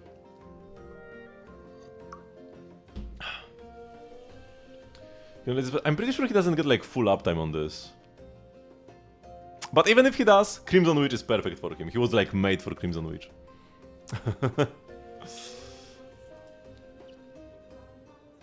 You're about to redeem this 9 times for the first 9 characters in your showcase. Yeah, the entire reason why I made this limit is so that people wouldn't. Because I back in the day, like 4 years ago, I actually just had a redemption for a full account review. But it would just absolutely wear me out. I would spend the entire stream just yapping to the point where my throat will be sore. So that's why there are limits now. You actually redeem a single character, and then there's actually a limit on how many you can do. So even with infinite points, you can only do like 4 or something. So first 9 characters, but we'll do the first 4 then. And Jay, you can just come back next stream, right? I'm here every single day of the year. Now, I do miss a stream or there. Like I might miss like 1 to 5 days per year. I will miss this Saturday actually. But yeah, if you just want more reviews, just come back the next day and I will be here again, same time. Or maybe in a week or in a month. You can come back whenever you want. Yeah, so we've got the Nilou. Only thing that matters is HP. And we've got HP. What is this crit rate? Oh, were you asking about like crit Nilou? Yeah, this is garbage. Taser Nilou, man. Why though? You've got crit subs? And skill damage? Does this even count as skill damage? Oh, it is considered elemental skill damage. Sure. I don't like this though. It's Giga Cope. But I guess if you just really like Nilou, but for some reason you don't want to play Bloom, but like why? Like the Bloom teams will deal more damage. What is... whatever. It's not even like you are taking a support and making them into a DPS. Because she already kinda is a DPS by enabling the Blooms. So we're just making her a worse DPS with this. I don't really get builds like these. But sure, I guess you've got like nice crit subs and a good ratio. And 2-piece HP and 2-piece skill damage. Sure, sounds good. 0 ER though is pretty terrible. Her burst like is the one part of her kit that deals solid damage. And then you cannot cast it. Like you never get your burst back with 0 ER. It doesn't matter all that much in Bloom teams, because there's just some extra Hydro up. If you've got too much Dendro, you can cast it for extra Hydro. But if you're actually building crit, yeah, this is kind of pretty big.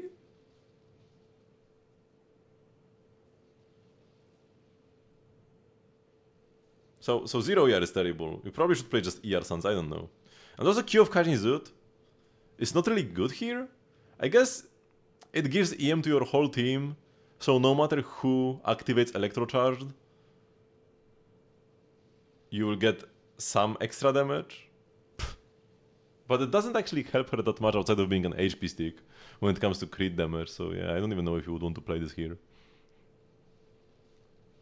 Probably not completely useless in theater. She's not useless in theater. A thing that people overlook a lot with characters is that unless you are doing like the final boss fight, and even then, maybe not even there, the thing that matters the most is elemental application. You get these reaction buffs in theater that are absolutely insane. And how quickly you can apply and how reliably you can apply different elements is the #1, like most important trait for any character in the game. And she applies Hydro pretty well. You don't need the Bloom buffs. You apply Hydro and then you get like Giga Electro Charges or like Turbo Blooms even if you have other elements in your team. You don't even want, even if you could have a pure Hydro Dendro team with Nilu, you don't necessarily want that. You want your Hydro Swears and Hydro Crystallizes or like Melts, or actually not Melts, Vapes, right? You want those. You want the reactions, because they're gonna go crazy. And you just pick the buffs for them. So she's not useless in the theater, that's a big misconception. And you don't need to... I mean, sure with this build, maybe she works a bit better than with a full HP build. Actually, I'm not even sure though. Because then you would have more EM from Key for stronger reactions. So Neil is actually a decent character in the theater. Not like top tier. Not gonna be better than like Xingqiu or Furina, who apply a lot of Hydro and do more stuff when she only applies Hydro, but very serviceable. Very serviceable for sure. Is Samurai no Hanashi a good weapon for Yansan? Yes.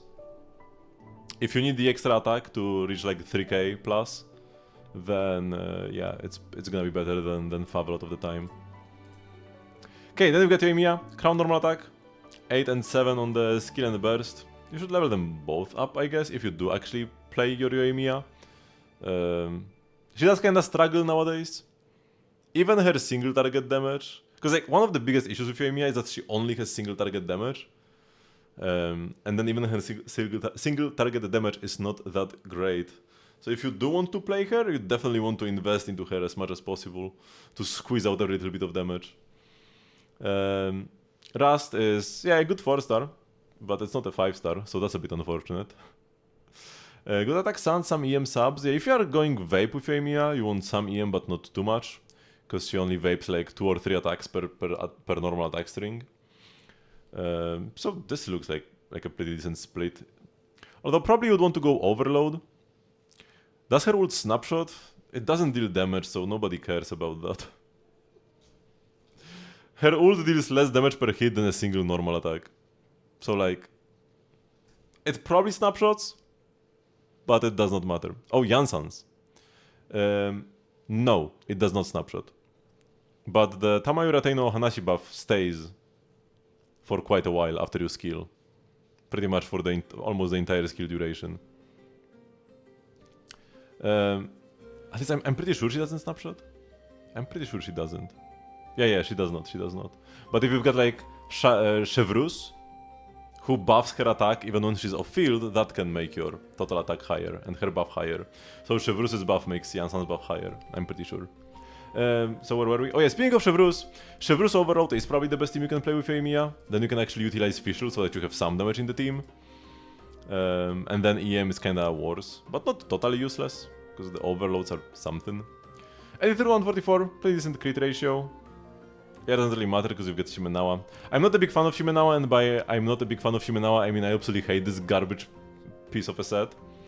I mean, it like shits pretty well. It's fine.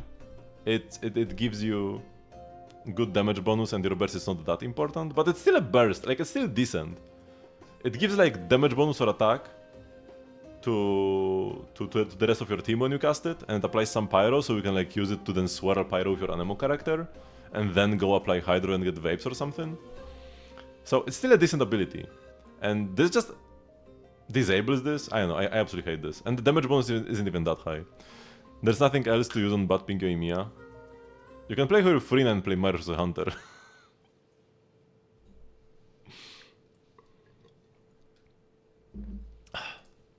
Okay, then we got Fischl. You definitely want to ascend her, because you need more levels on your Oz. You want to crown it ideally. The other talents don't matter as much. Oz is all of her damage, and then you definitely want to ascend for that.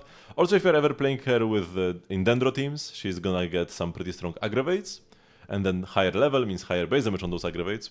Would be lovely to get C6, but she's still strong even without that. Skyward Harp is just a decent stat stick. Got some good attack, but at the cost of damage bonus, yeah, not great. You really want an electro damage bonus goblet on her. I guess if those are your best electro damage bonus goblets, I can kinda see why you are playing this attack percent one. But yeah, you really want electro damage, especially because she can snapshot buffs. So if you play her with Bennett, then she gets like the 4k attack permanently. So this is worse. Also, if you play her in Dendro teams, then she deals a lot of aggravated damage, and attack does not improve that, but damage bonus does. So she's actually one of the worst characters in the game to play an attack goblet on. Outside of like HP scalers, of course, but it's like out of characters that scale with attack, she's one of the worst to play an attack goblet on. I guess Golden Troop giving you a lot of damage bonus helps a bit, but it's still not great. EM is good in Endro teams, outside not really. 69 to 195 crit damage, pretty good. Would be nice to have some more crit rate though. And then a bit of ER I actually do like. I do like 1 or 2 ER subs, because otherwise, in some teams, you can miss your burst, even if you only cast it every other rotation, especially without C6. Okay, and then we got the Furina, you got level 90, no talent levels though, you definitely need more. E for personal damage, burst for the buff for the team. Fav is good though. Just a solid weapon. HP Goblet, that's good. 98 to 141, good crit ratio. And 96 ER, should be good in most teams. And if it's not, if you are playing her like as a single Hydro in some scuffed team, like, I don't know,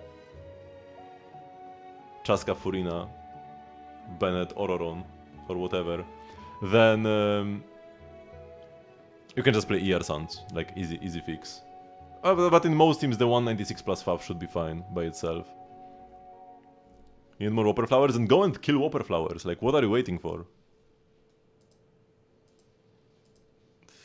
Okay.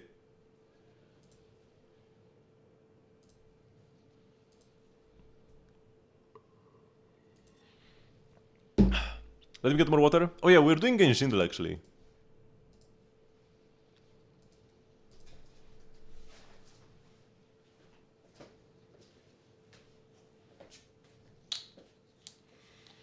You killed all of them today? I mean, from last I checked, Whopper Flowers have been in the game for like almost 5 years already. No excuse. You had like 1500 days to kill Whopper Flowers already.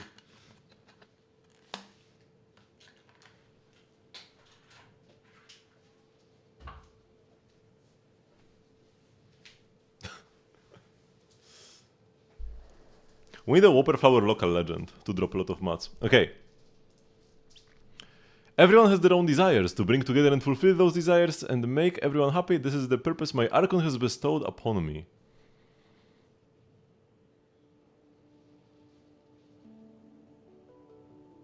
Somebody who worships their Archon. I'm kinda feeling Nilu? No. Could this be Barbara? Oh, it is. Nice. Should have done Barbara first. She's the #1 Barbados lover.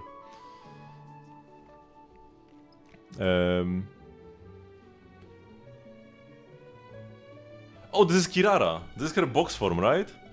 Let's go. Easy. Could see the eye. And then... is this a dancer? But it's a guy dancing, so it's not Nilo. Huh? Who dances?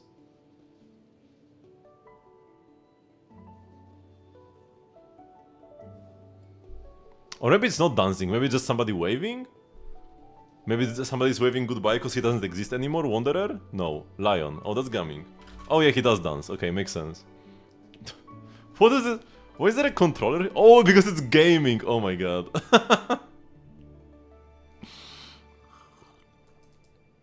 Dance, then Lion because he has the Manchai. Then Party because he does like the Lion dance during Lantern Ride. And then a controller because it's gaming. Okay, this was kind of a nice set of emojis. Emojis. Okay, this weekly boss mat, not from Shanja, above 1.3, but not too much above, because it uses this mat. Topaz, then.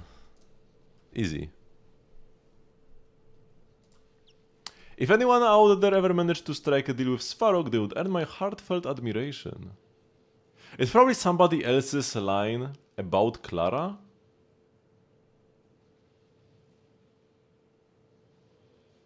I don't think this is Clara. I'm gonna go like Serval. No. Sampo. Nice. Yeah, and if I thought about it a bit more, I could have gone Sampo first try. Oh, code was already here. Ability. Huh? Is this like something lightning? Maybe it's a Glaya. No. Maybe it's Acheron. Just clicking the characters. It's lightning damage bonus. But like, anybody could have this. It's always Arlan. Galvanic cores. Oh, then it's Serval.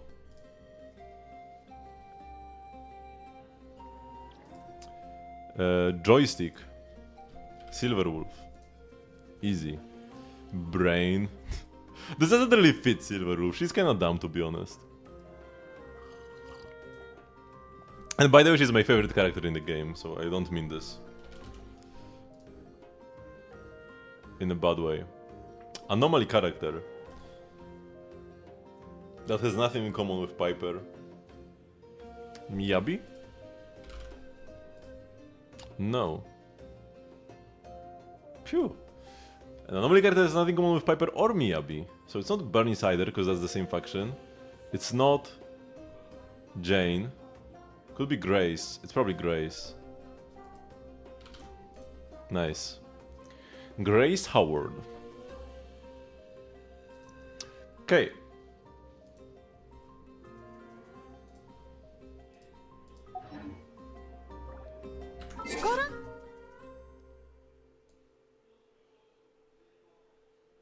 Let's make them a bit more quiet and let's go do this quest. Sing ho for the greatness of Fat. This is like a 2-part quest and you have to wait 3 hours between the 2 parts, so we started this last stream, now we're gonna continue. Silverwolf is an awesome character, agreed. Can't wait for the buff. Although I've been using her anyways, I don't care if she's not that strong. What's happening here? What a chonker. Hey, valiant passerby over there, yes you! You're so skinny, have you been eating properly? All the food got eaten by my guide Paimon. No matter what the reasons or struggles might be, the first rule is you must eat well. Since you've made it to Teokan, you've probably already seen the warriors from the Collective of Plenty, right? Wait, that's a different person, but the same dialogue. But because of my heart, let me give you a piece of advice. Never trust those guys who are obsessed with preaching about muscles. The fact that the Archon blessed us with is a precious gift. Giving Up all delicious food and losing your fat just to chase after some flashy muscles? That's the dumbest thing ever. Even the forest boars would pity you. And honestly, if we are talking about what looks good, this whole muscle worship thing only became popular in the last few decades. My grandpa told me that back in his day, people actually preferred a slightly fuller figure. So don't let anyone mislead you into going down the wrong path to lose weight. But if one day you end up like my relatives from Collective of Plenty and decide to lose weight in the name of strength, here's something else to remember. When it comes to agility, warriors with a slightly chubby build can also be as nimble as fish. But when it comes to strength, those skinny guys are no match for us.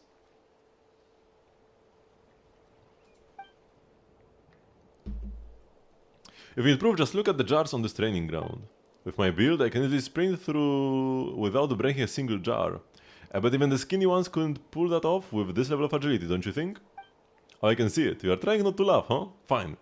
I know you don't believe me. Come on, give it a try. Run through this training ground as fast as you can, but be sure to not to break any of the jars. Let's see how well you do, and whether you can beat my record. Allow it to give it a try. And Varasa is actually gonna be good here.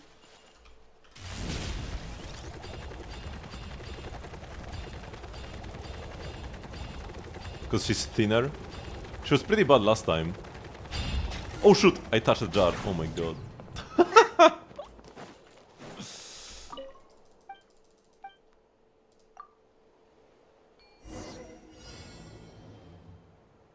It's not that easy.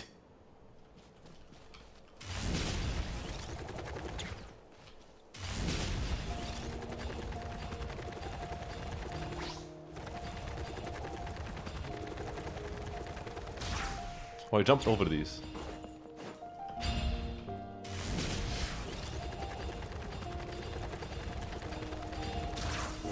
Nice.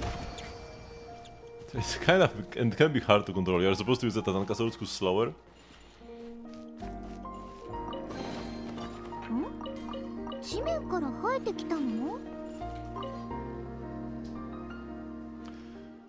Illimani, you seem to have gained some weight again. Congrats! Ha! Thanks, Surikui. Good news, by the by. I just took another skinny person out of dieting the other day. Oh, nice. That's awesome. Hey, what about you? Been eating well these days? Not eating so great, though. That's no good. Nothing's more important than eating properly. Oh, by the way, Illimani, this person's jar smashing record is insane. Just a little short of my best. He even challenged me. Did pretty well too. Well, not bad. Didn't expect you to be so good. Almost beat the two of us. Honestly, if he gains a bit more weight, he might actually beat us. Yeah, totally possible, but honestly, you are still a bit too skinny. You've got room to bulk up. That said, I approve of you. I approve of you too. But seriously, you should eat more at every meal. No skipping meals, no dieting. Would be disappointed if you did. That's the quest? That's it? What?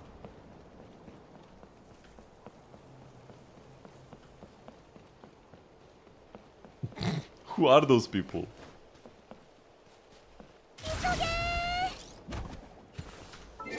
Okay, I guess we got an achievement, sure.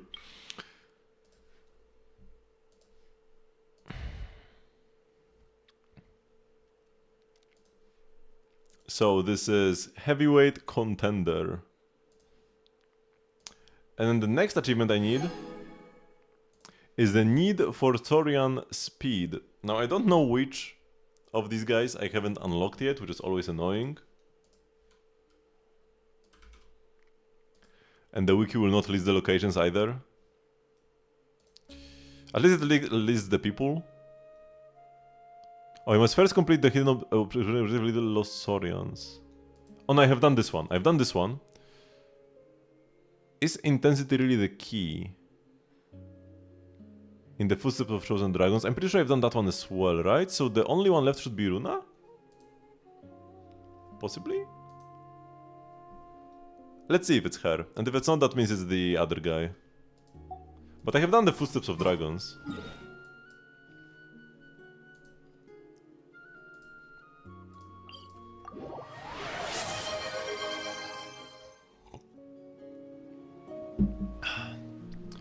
Random squads have arrived.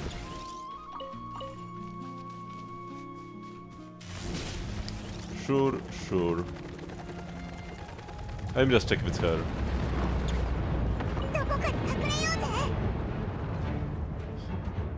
Okay, and I guess I will do the squads first. Okay, okay. Oh no, I'm not supposed to.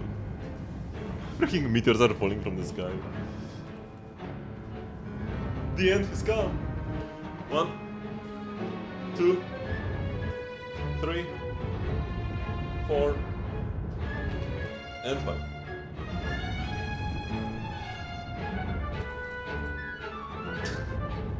This looks so silly.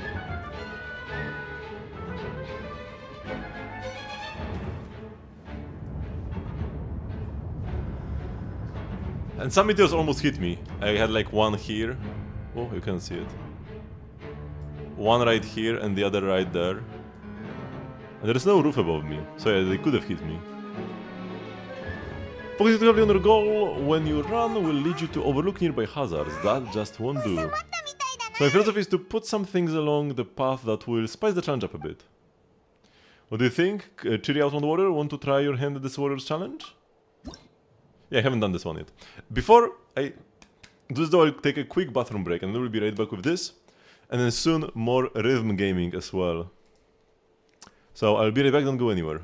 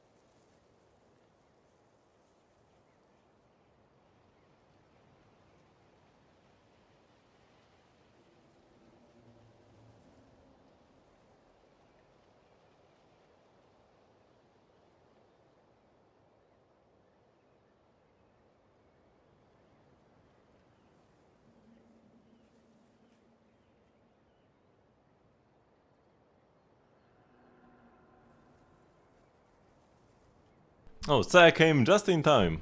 Hello.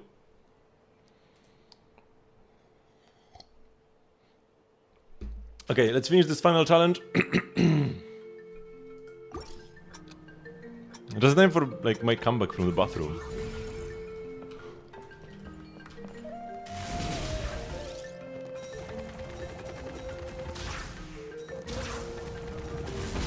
Woozy.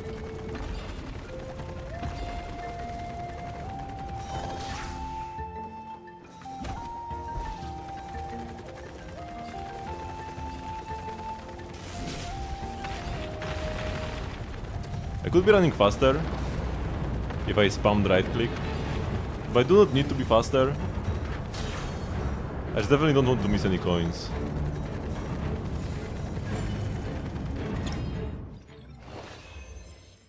Jifufu, is she an A or S rank? She's an S rank, because I'm pretty sure she was animated in the reveal, right?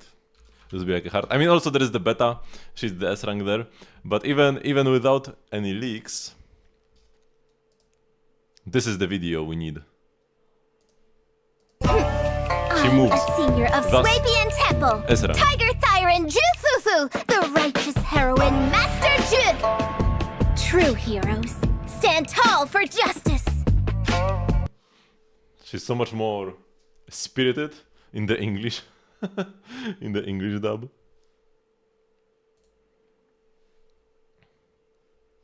But man, I love the pose in her splash art here.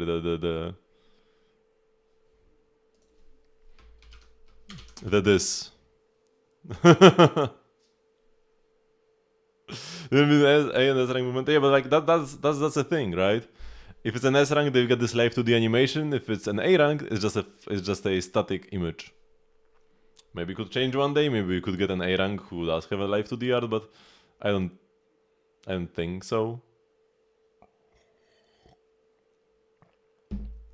Why are you being up Freeren? What?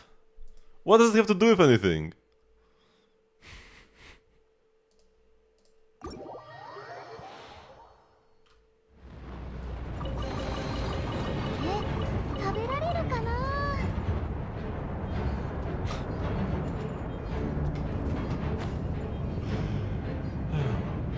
What is this ring?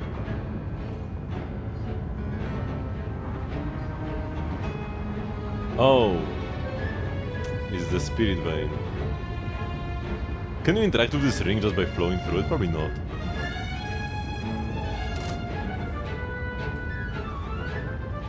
Genshin 2 before Polyfinish. I mean, now on my like not directly. Now on my like priority list for what do I do in my free time when I don't stream or work, the number one thing is my Zenless app. I've been hard at work refactoring the entire freaking stats system I made there, cause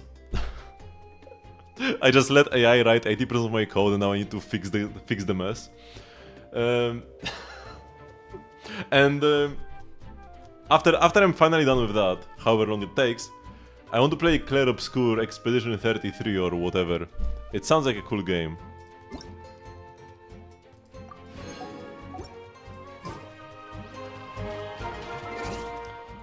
Wait, I did not get the achievement yet. So that means I've been missing 2 of these? I've definitely done this one. Urubamba I've definitely done, so then Machach. I also haven't done this guy.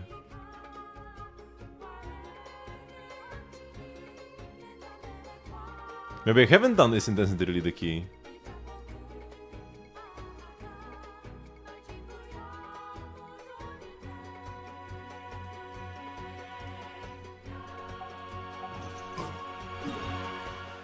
Here at this hot spring thingy.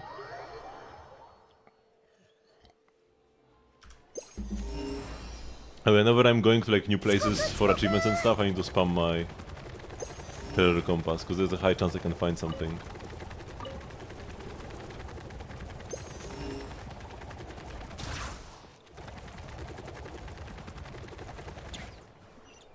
Such a huge hot spring, wait a minute, hot springs, intense water. Could this be where the strongest resides? Oh, that's from like this little unmarked quest I had before. Where they ask you just like follow the road until I find a hot spring.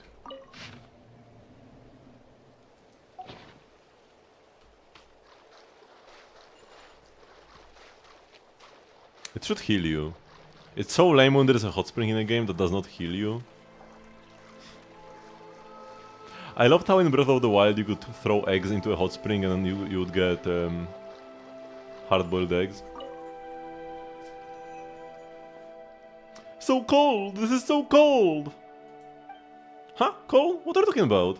You're thinking a hot spring, aren't you? No, this still isn't enough. You have to become the strongest the collective of plenty. No, in all Atlan. I can't settle for just this level of cold. The intensity.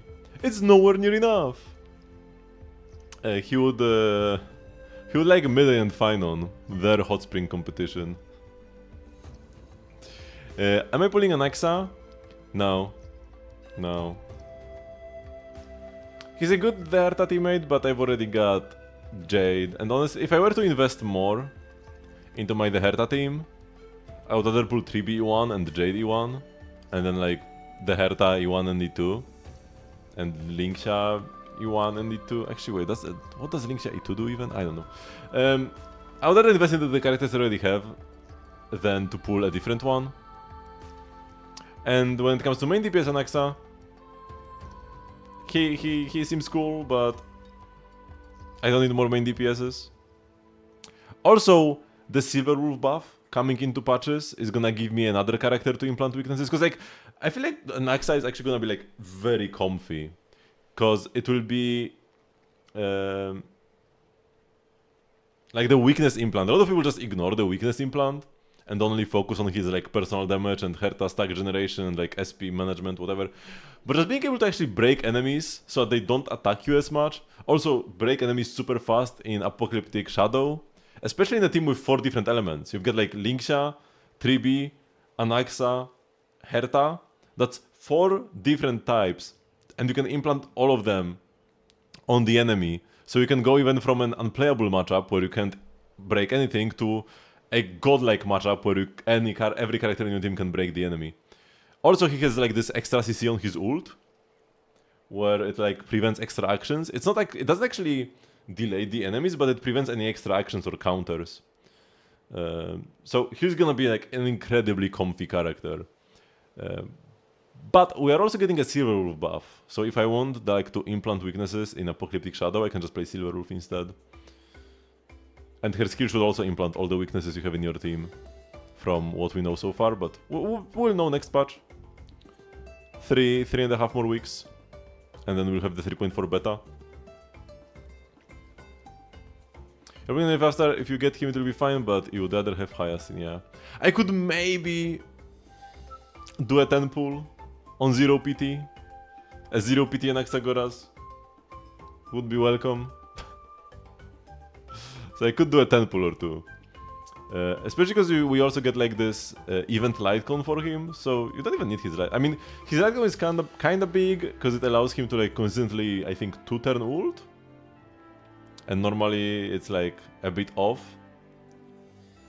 Or is it going from 4 to 3 or 3 to 2? I don't know, but it gives him extra energy that he lacks normally. This is like the hostile design, where they make a character's energy rotation scuffed on E0 S0 so that you pull more. Kinda like Sunday, not as bad as Sunday, but kinda like Sunday, because Sunday needs his ult more than Anaxa. If you delay Anaxa's ult by 1 turn, it's fine, but if you delay Sunday's ult by 1 turn, it's not fine at all. Why are you sitting back down again? It's probably because standing up makes him feel even colder. I think so too, no wonder he's shaking like a leaf. I must be the famous adventurers Jan and Paimon. Wonderful, now we are saved. What? Saved? What's going on?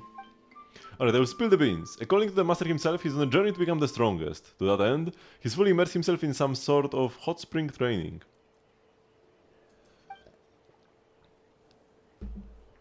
Wait, training? In a hot spring? Yeah, I know it sounds crazy, but he got the idea from some martial arts book titled The Book of 5 Springs. The book says that if you followed its teachings, you can eventually make cold water boil just by using your own intensity.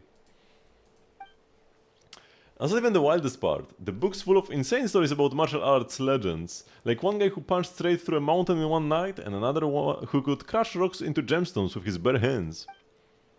Paimon never imagined there could be such incredible martial arts in the world. If you could learn them too, Jan... You don't actually believe that, do you? Look, I get it. It sounds ridiculous, but this isn't just any random book. Our master found it in the collections owned by the Masters of the Night Twins, so it's gotta be legit, right? And more importantly, he believes in it completely. It's probably like Sith Lali's book or something. I just swipe and burn money for the animated profile banner thing. Yeah, I will do that on the 1st of May. As soon as as soon as April turns into May, I'm swiping. Because I want my spendings to not count towards any like anniversary or Castories spendings from April. That's why he picked this specific hot spring, or rather this cold spring. His goal is to transform the freezing cold water into a true hot spring using nothing but sheer intensity. Wait, it's true, this water is ice cold. But won't he get sick from staying in water like this for so long, no matter how strong he is?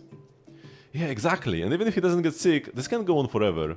Our water challenge has been put on hold for days and everyone is waiting for him to come back. But the master keeps saying that giving up halfway would mean he doesn't have enough intensity. He swore that he won't leave until the water starts boiling. The Springs manager has no idea why the water's gone cold in the first place. Honestly, if only we had some skilled adventurers around to help out. Look, I even prepared the reward. All this for anyone who can solve the problem. Maybe we should call someone from the people of the Springs to help out. Hey, let's not be so quick to turn him down. Let's check out how much he's offering first at least. Don't worry. We'll get the spring heated up again. Besides, we can't just let the master sit in freezing water until he gets sick. Helping people is what good adventurers do, right? Oh, thank you. I'll be counting on you then. Just stay there. We'll have this sorted out in no time. Well, we already agreed to help out, but where should we even start? Oh, mysterious kiddo.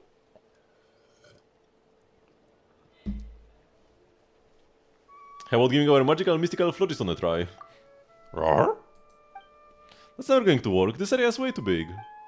Isn't there a more realistic solution we can try?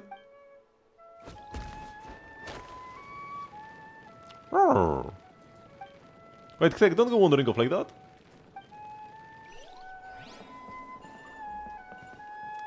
What is the mysterious kiddo, though? Can I find him, like, here? Doesn't seem like it.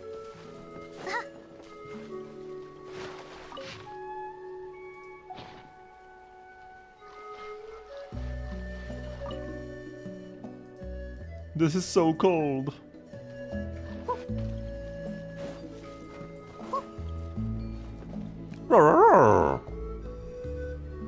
A Florian spout? Oh, Paimon gets it. We use the spout to hit the water.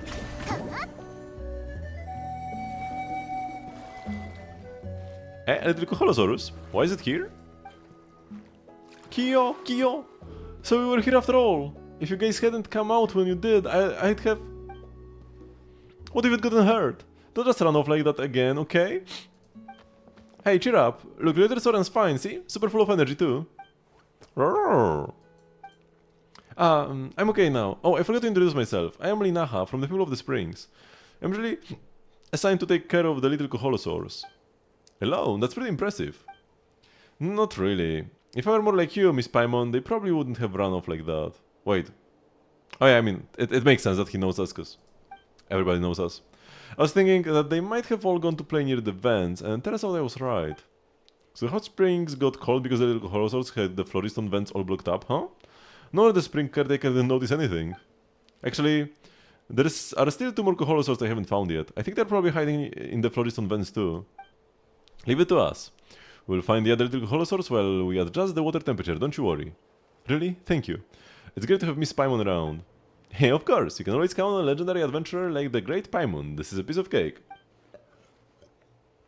Oh, Miss Paimon, you are so amazing. I want to be just like you someday. This face is so good. I agree, the Great Miss Paimon is indeed amazing. Hey, can you not put Paimon on the spot like that in front of everyone? How about this? Paimon will let you have the best dish tonight, okay? Anyway, let's get going.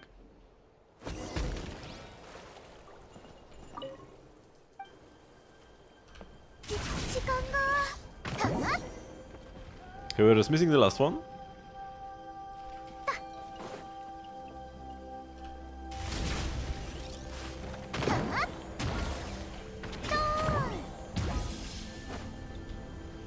Oh, I block one and the other one goes.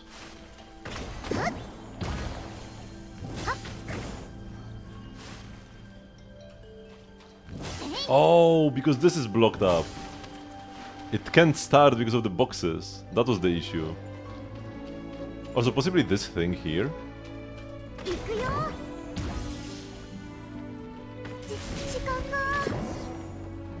Phew, that should be everything. Let's go find Linaha.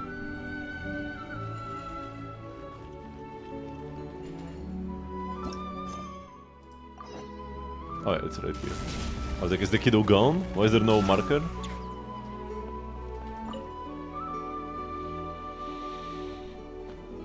Oh, and the guy is the water is actually boiling around the guy now. Great, you're all back. I was starting to think I might have really messed things up today. Huh? This is so hot! The intensity is building up. Ah, I did it, I really did it! Haha, what incredible intensity! Such unbelievable intensity! He's so happy. Ah! What happened? Did he faint? Because I'm on the hand, someone just fainted! Oh no, looks like the master's passed out. Let's go help Tuyan. It's like the master only fainted from the heat and isn't seriously injured. With your help, Yolihi carries the unconscious master away. Because the master's own ability to handle intensity still has some room for improvement.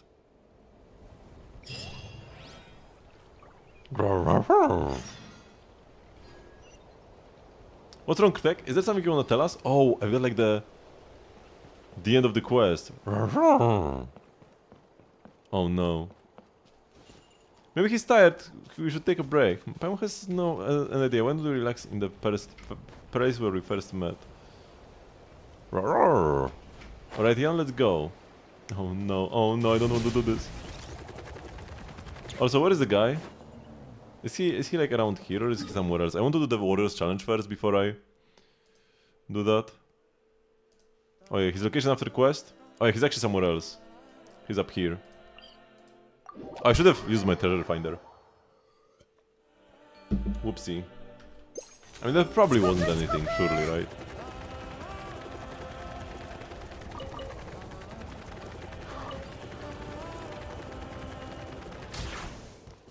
Oh, I'm pretty sure that's him.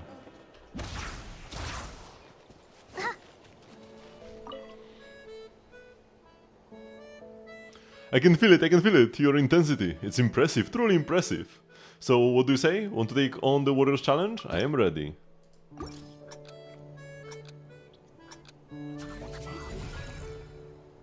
Continental Leap.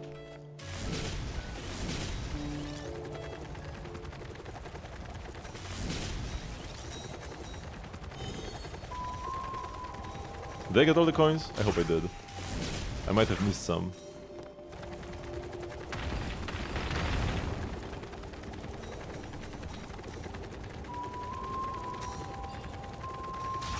Wait, there was something. I could have pressed F for something.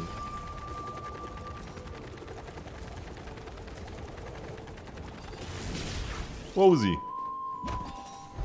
Oh, press F to gather the beetles. That was the prompt.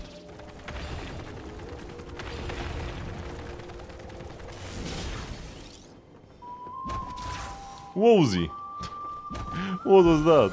I bounced off the platforms because they were moving and somehow.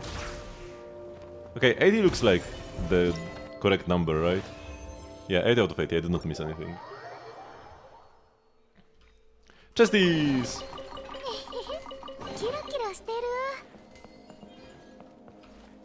How are you looking? 4878. Man, not much. Not much for Escoffier and her weapon. I definitely want the weapon, because man, even if I end up not playing Escoffier much, her weapon is insane. For any polearm support, I'm gonna play it on like Zhongli and on Yansan. Okay, but we gotta do this. Isn't there a TP waypoint here normally?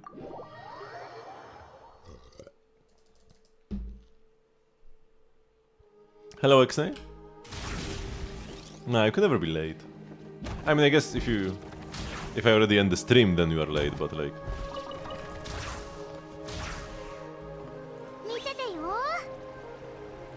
Point. Maybe we'll be able to use the pillars to go rest in that place. Roar.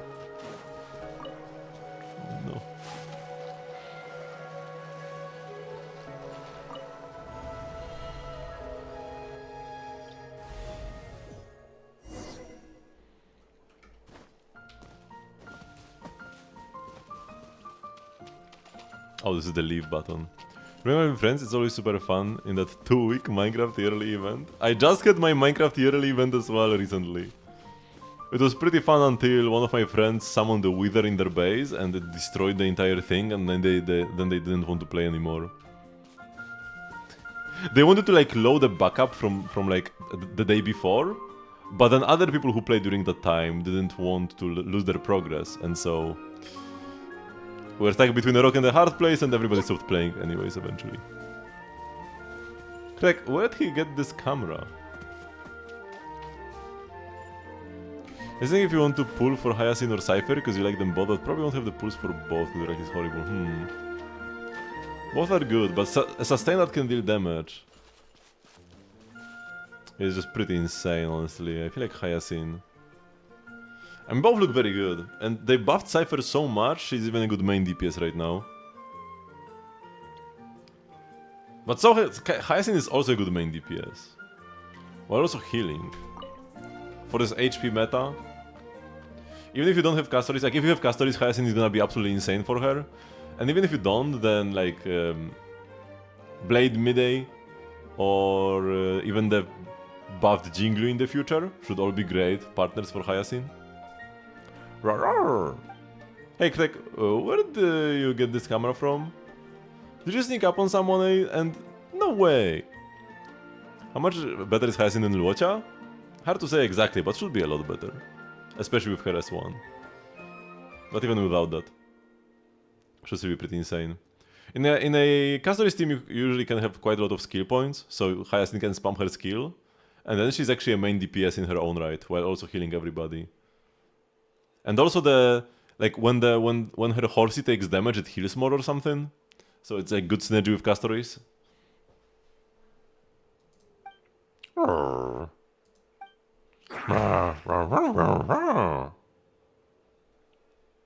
It's the mighty meat fireball.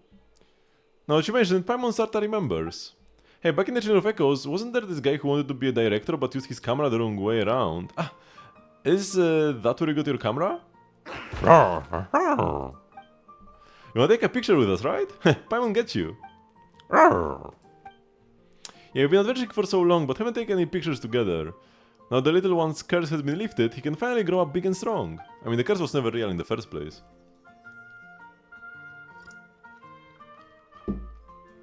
I wasn't sure how long it takes for the Patrisaurus to grow up. If Ktek turns into an adult tomorrow, we won't get to see him as a baby anymore.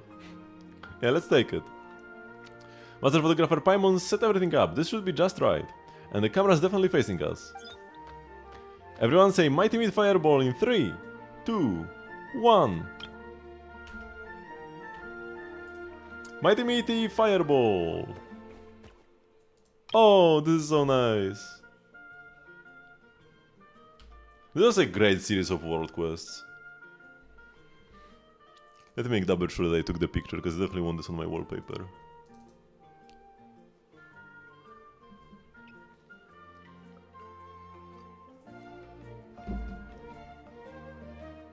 Man, I took so many screenshots this month. Okay, we've got this. There we go. Wow, Craig is really striking an impressive pose. Roar. Craig takes one of the photographs, turns around and carefully tucks it away beneath the hard shell on his back. How does this work? But why did Craig suddenly want to take a picture? Grrr. Grrr. Grrr. What's wrong, Craig? Are you feeling unwell? He doesn't look very happy. Grrr. Craig? You want to set off on your own adventure? Huh? Your own adventure? Don't you wanna keep traveling with us? Oh, did Paimon do something to make you mad? Paimon won't kill you greedy again. Please don't leave us. Paimon? Paimon knows. Everyone's gotta grow up someday and everyone has places they wanna go. But Paimon doesn't want to say goodbye. Not all of a sudden like this. Don't cry, we'll meet again someday. Really? When we need help in the future, you'd better come find us right away, Craig. And if you run into trouble on your adventures, Craig, you can come find us then too. Don't try to act tough. Don't eat too much and don't pick fights you can't win. Paimon said not to eat too much, but you should still eat plenty of meat stew. And the most important thing of all is that you should grow up happy and healthy. Yeah, happy and healthy and big. So you're the size of at least 3 mountains. Yep, that's the spirit. Don't dare you forget about us. Lastly, you linger briefly on the one who communicates in strange golden script. As Paimon puts it, he was just using us. He never even showed his face. It makes you think back to the complex mix of emotions reflected in the eyes of your young Saurian companion at the foot of the sacred mountain. Although he is still small, he will surely grow up to become a mighty Saurian indeed. In the very end, he presses his horn against Paimon's forehead before nuzzling tenderly at your outstretched palm. And after a long pause, in which he seems to be mustering up the courage, the young Saurian resolutely turns around and plods off into the distance.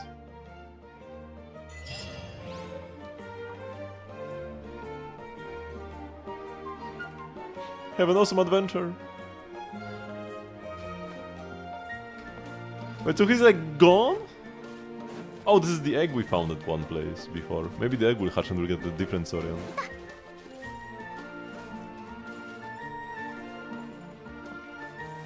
That's it? He's gone?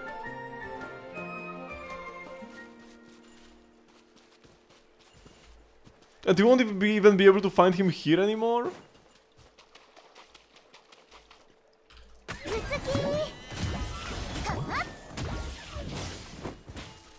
Oh, they don't drop meat. Scav the deer.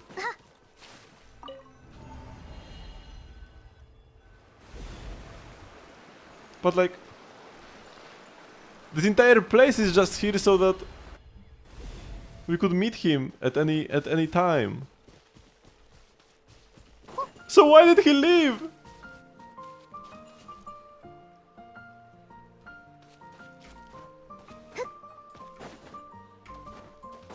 It honestly feels kinda scuffed. He's just like suddenly... like we finished all the quests with him and suddenly he's just like, I don't want to be here anymore, bye bye.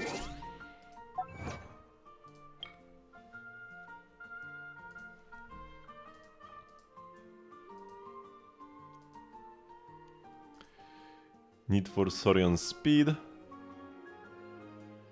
And then you will be free too.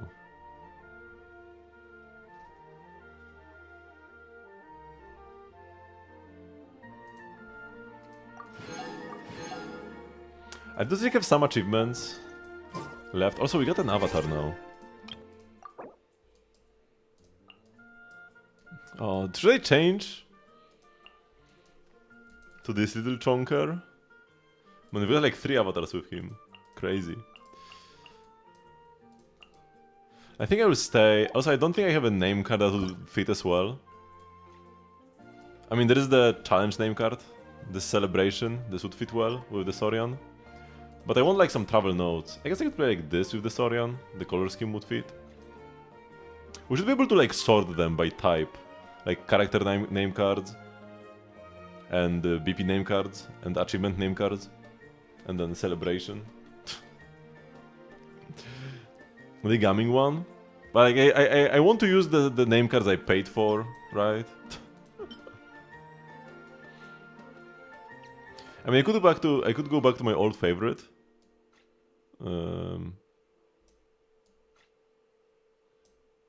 This one, but wouldn't fit that well anyways, because the Saurian is like yellow. Like the background is yellow on that one, so like you want something that's yellow ideally.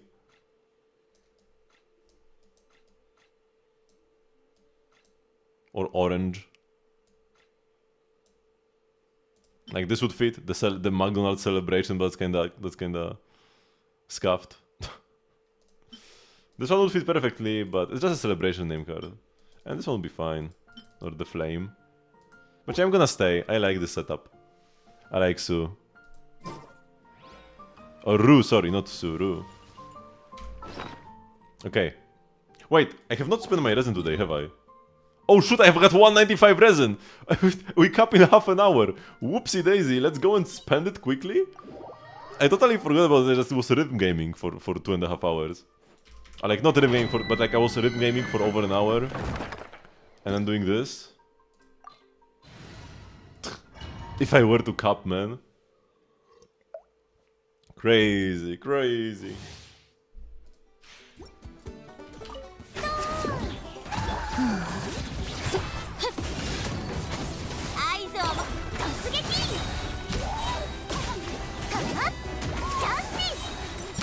I feel like my goal on this Chronicle Duish will be C4 Chiori, but maybe that's too much, man. If I get lucky, C4 Chiori will be possible. 3 Chioris. Ah, no, that's a lot, man. I mean, it's kinda like getting a new character C2.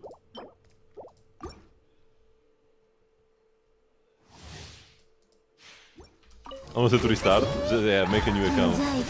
I will kill because I'm kinda low.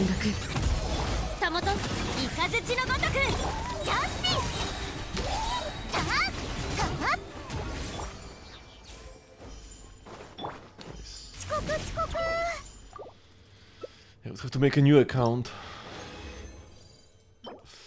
to restore its pristine state. Double crit HP goblet. Honestly, this like is a good off piece. Even if I've got the flat HP. No ER though, so it's kinda bad for Furina.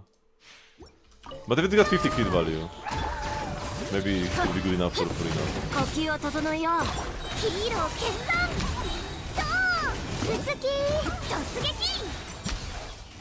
Yep.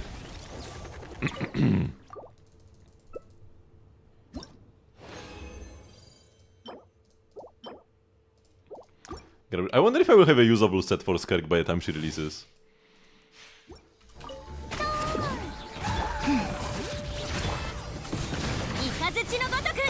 Natural foreignness is a crit value to you? Not sure. I mean, even if you roll crit 5 times, you are still very unlikely to have a natural to have a 50 crit value piece. Because you need to high roll crit almost every single time as well. Crit rate attack. If it rolls crit damage, final stat, it's fine. Let's also go to the teapot. I have been in my teapot yesterday, because I remembered that I didn't stream Genshin for long enough that like it got capped. Or rather, no. What happened is that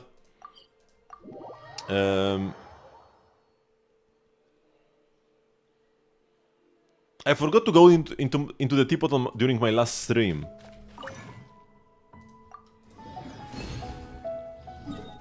So my teapot got capped out. Oh, sorry, unexcusable. Speaking of capping out, this is 7 days left, okay. Make sure to not waste your transient resin. I'm not making any furnishings right now. Let's make some fence.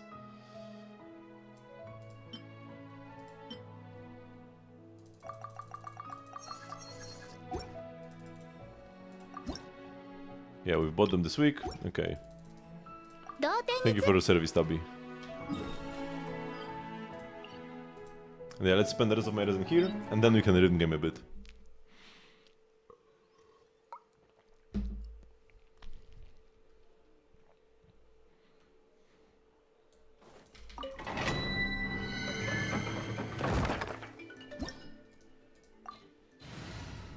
Yeah, I could get C4, Chiori, during this Chronicle Wish, and then during the next rerun we could see 6.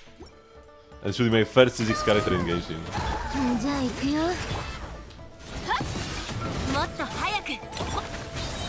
Would I wonder?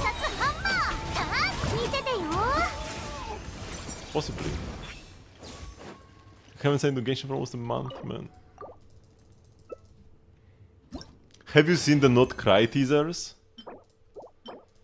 They've been releasing these like hype images. Wait, are they gonna be on like Hoylab? Hoylab never has anything interesting in it. Oh no, they are here. Actually, let me just open the Genshin Impact official account and then we can see these directly. Wait, so there is this one. It's like every day or two. Shouldn't there be one more? Yeah, there is one. So yeah. The Pale Star Edict, the highest of commands, has gone out. With it, the Fatui Harbingers have been summoned back to Snezhnaya and dispatched to Nod-Krai. The people stare and wonder, for what purpose does this army bearing the banner of the Pale Star come to their city? Or perhaps the question should be, for whom? And then we have the Frostmoon Scions, descendants of the legendary Golden Realm, who chose to find new homes among the mountains and forests after abandoning their ancient civilization. The only thing they never forsook was their faith in the Moon Goddess. However, with the arrival of the Fatui, it appears that their tranquil lives are about to fade into the realm of yesterday. And finally, the Lightkeepers, the ancient organization that has long defended Nod-Krai's freedom and peace against the ceaseless incursions and the wild hunt attacks launched by the Abyss, now severely weakened from battles past. In the face of new threats, none can say for sure if the new generation of Ratniki will remain able to carry out their mission. Paimon? Why Paimon lore? I mean, it's possible that we could get Paimon lore, but I wouldn't say it's likely.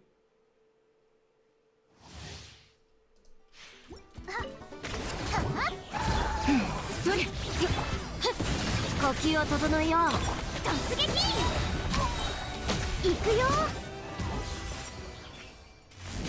feel like Paimon lore is more like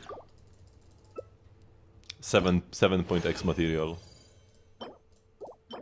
Crit damage but no other substats. Like, it can roll crit rate, but even then it's not great. So I'm not gonna try. It needs like 2 substats.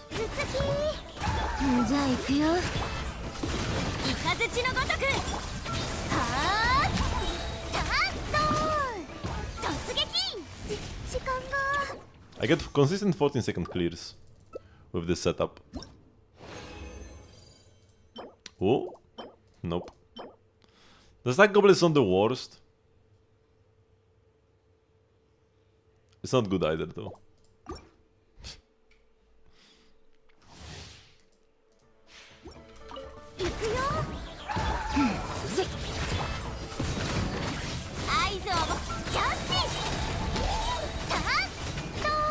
Oops, I did a normal attack by accident, and yeah, I had 1 second lost because I did a normal attack.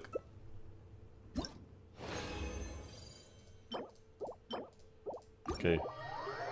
I should strongbox my artifacts so they don't fill my inventory again. Also, let's first check if we have anything to upgrade. No on feathers, no on flowers, no on sands. We got this HP goblet. Sure, let's try it out. If it rolls into flat attack, it's gone. Oh no, 3.1 crit rate, that's fine. Yeah, it's gone. It's an offset HP goblet. And yeah, there is no way, like, Skerk cannot scale with attack. Sorry, Skerk cannot scale with HP because Escoffier buffs attack. Easy logic. I cannot play crit rate hat on Varesa, but like, if it rolls crit damage, we can maybe for like Xiao or something. No, it rolled ER, goodbye.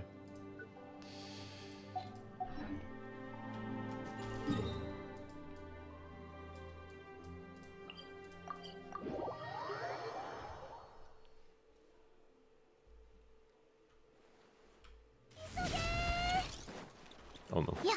I thought it was this shiny artifact spot, but it's just this shiny food spot. The shiny confused me. I got lied to. Strongbox, Golden Troop. 4 Chiori, 4 Fischl, 4 Escoffier.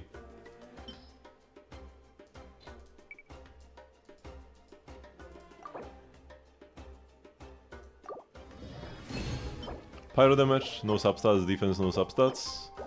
3-liner, 4-liner, no subs. Ooh, crit rate and then ER, EM crit damage. Those are some good substats. I do like what I see here. Too bad it's not a 4-liner. 3 lines, it's dead. HP, defense, 3-liner, nah. Defense 4-liner, but low roll crit damage and attack percent flat HP. Yeah, no. Attack with single crit.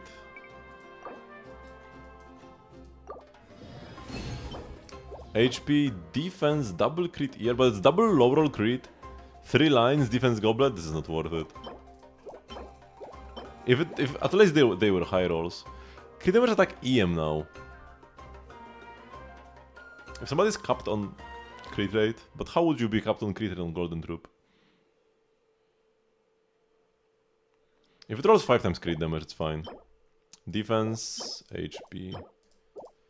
3-3. No good subs. Attack, no subs. Attack, crit rate, EM.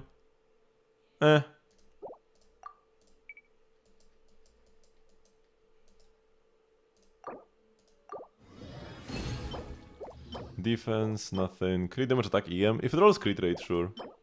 Double crit HP. Okay, now that's something. 4-liner double crit.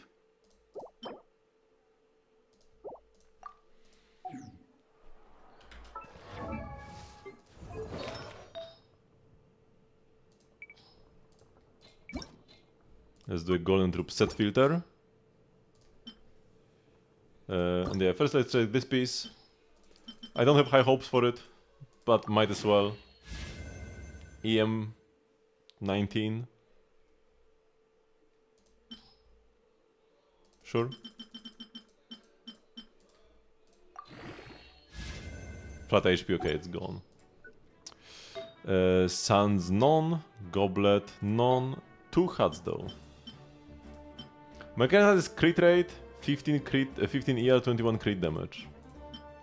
So check this guy out. Very easy upgrade actually. I mean, not very easy, but let's go like hard on it. Double bonus. Oh, let's go! Yo, and it's kinda good. I mean, is it good? It doesn't have... The other one has like 3 crit damage rolls and then 2 ER or something. This one already rolled once into flat attack.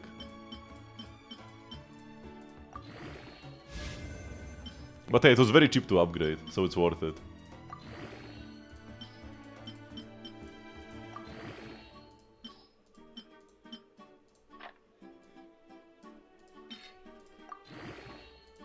Slowly. Slowly. Yo, 24 crit damage? But I don't think I want to give up. 10 attack and 50. Like, this rolled so high, man. This had insanely high rolls. Compared to this other guy, who did roll more crit damage, but the rolls were just low. This is only 2 crit damage rolls, this is 3. But the difference is like less than 3 crit damage. It's less than half a roll. Because this was like mostly low, this is almost only high. So I'm not gonna be swapping. But it's a good hat, I'm happy to have it here. Maybe I can throw out a different crit rate hat then. This one has more ER, this one has more... This one has a lot of attack and some EM. This one has a lot of ER again. Maybe this one can go then, because this one has more ER, more crit damage. Yeah, this is just bad. It has some attack percent, but she would rather have the extra ER and crit. This guy is also dead. It has some HP. But like... sorry, we are comparing with... this one, 24 crit damage. So like, it has 2 HP rolls, but it has 10 less crit damage and then no ER.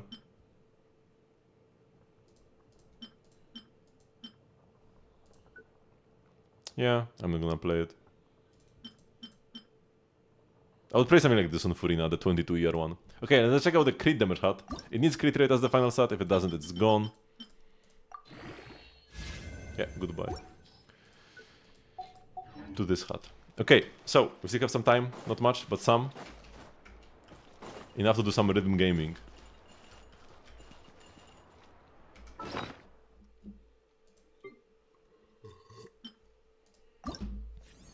I think that my rhythm gaming has become a bit more popular recently. That's nice. I need more water first.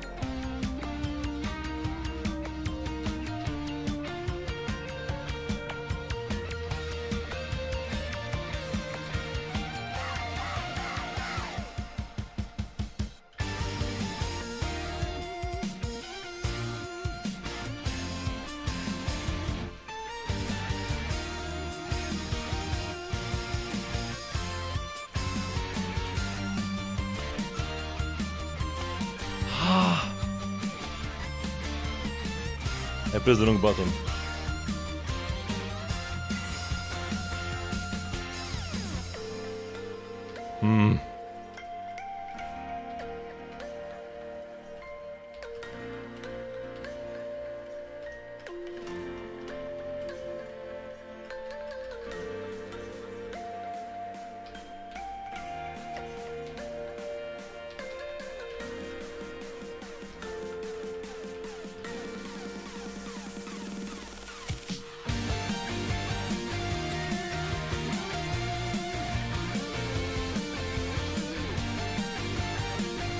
Ah, got a good kill anyways.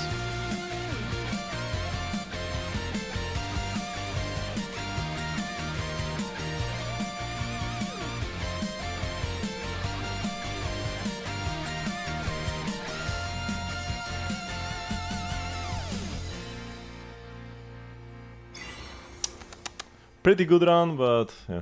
1-1-2-1-5. Wonder if this is my best score. Nope. But it was my... I feel like it was my best performance, but I just got like some misses.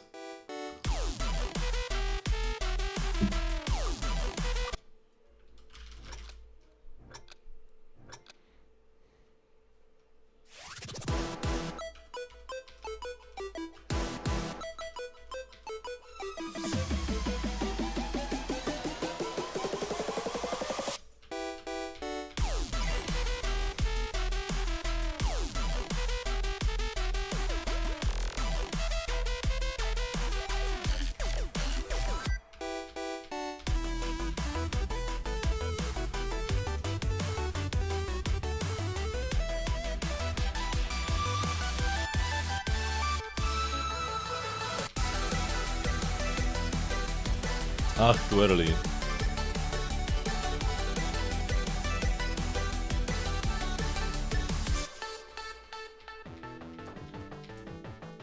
Pressed too early.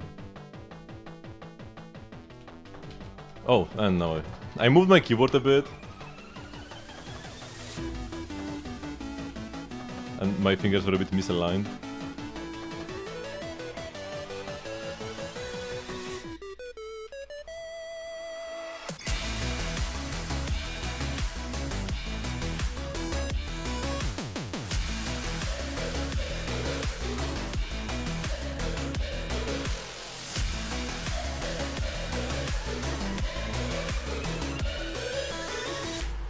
It was like a viable run though. I was kinda close.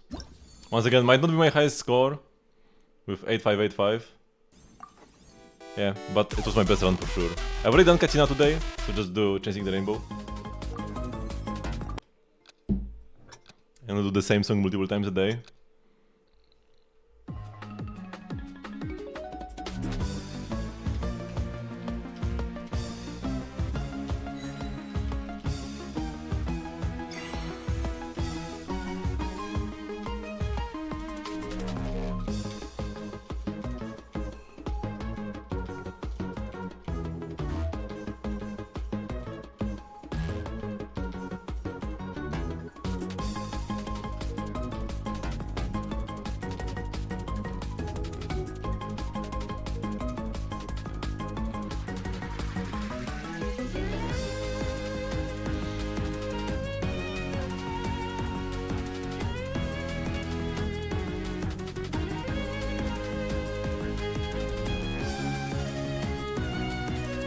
Ah.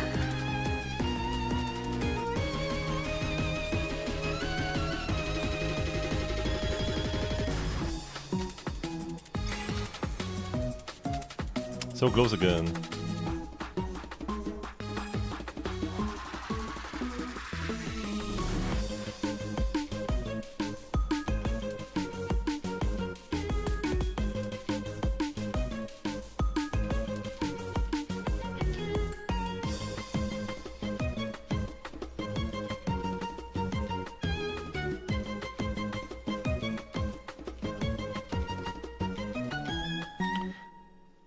This was my best run by far, but once again I got a mess up.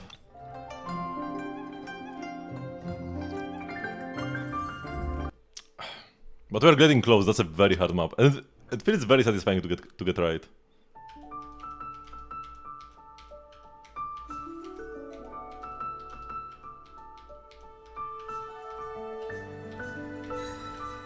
And to chill with some Liyue maps.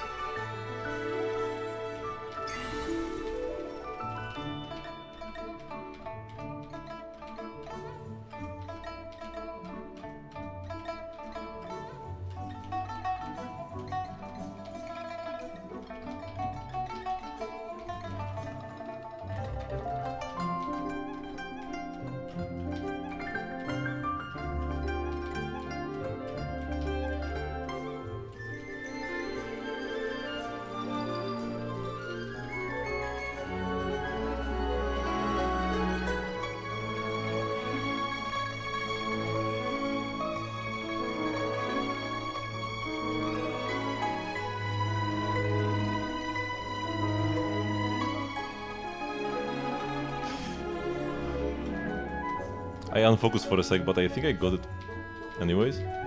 But I pressed some wrong keys, but didn't hurt.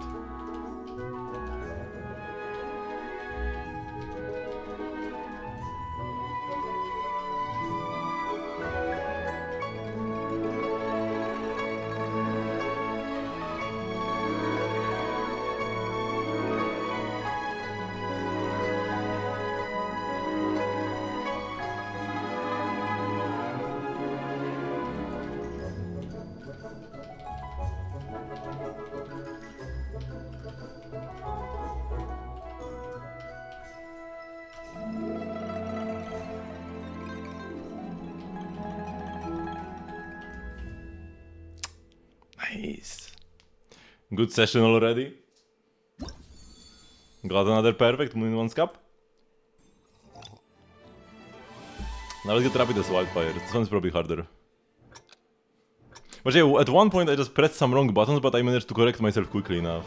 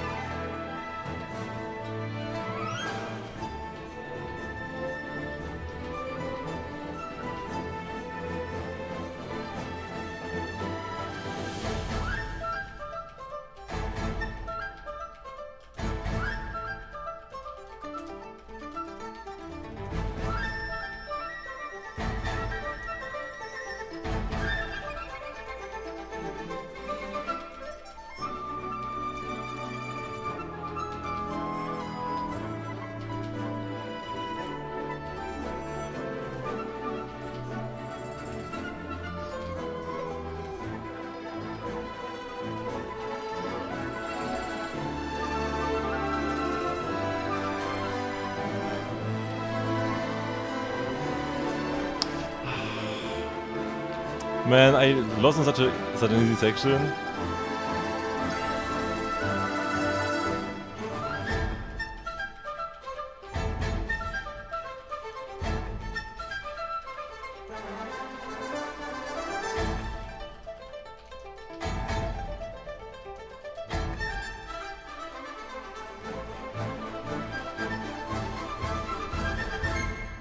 Okay, missed twice more as well, so it's fine.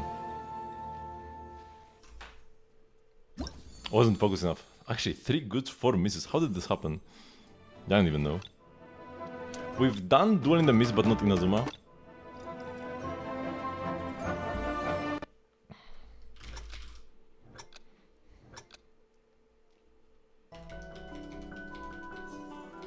And last time I was like 1 away from perfecting this.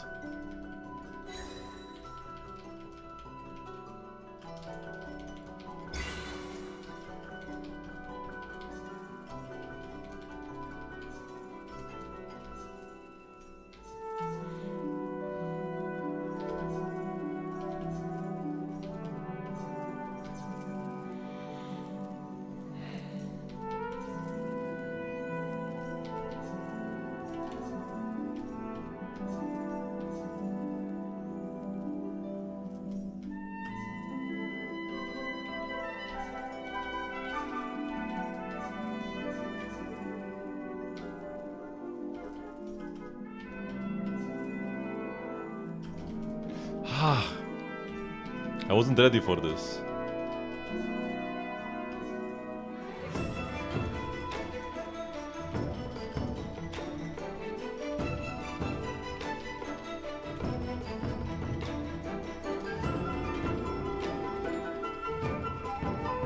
Oh, I missed here as well.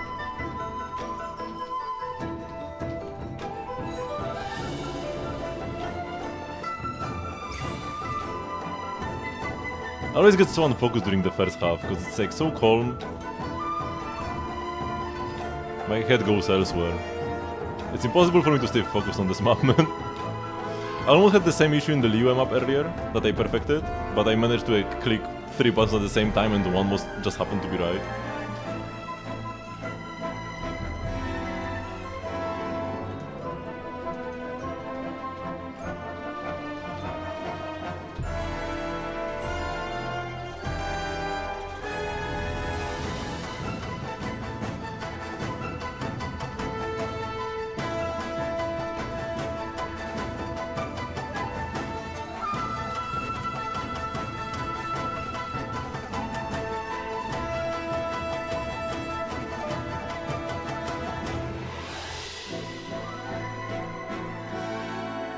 I messed up one of these sliders last time, at the very end, and I had everything else perfect.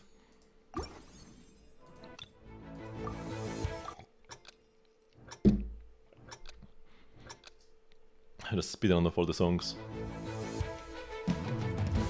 I mean, you can't really speedrun a rhythm game much.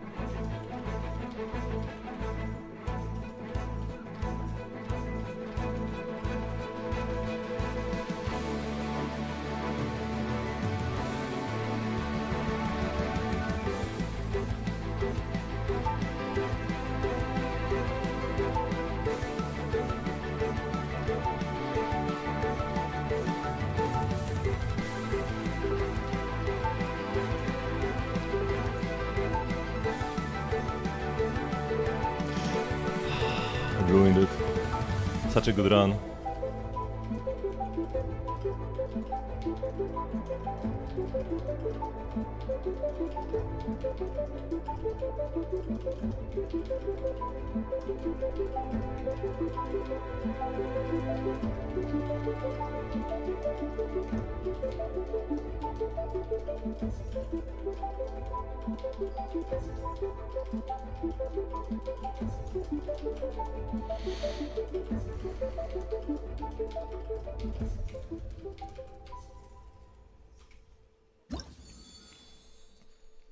Could have been too good. I got like 2 goods here at the end, because like, yeah.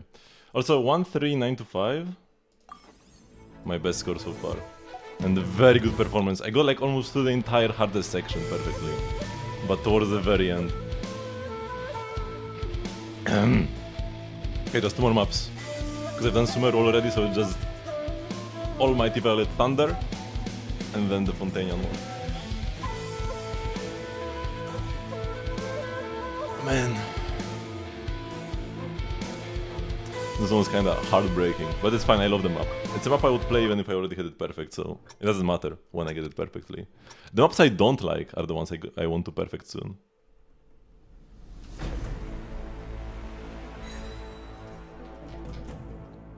Like this one's kinda mid, to be honest.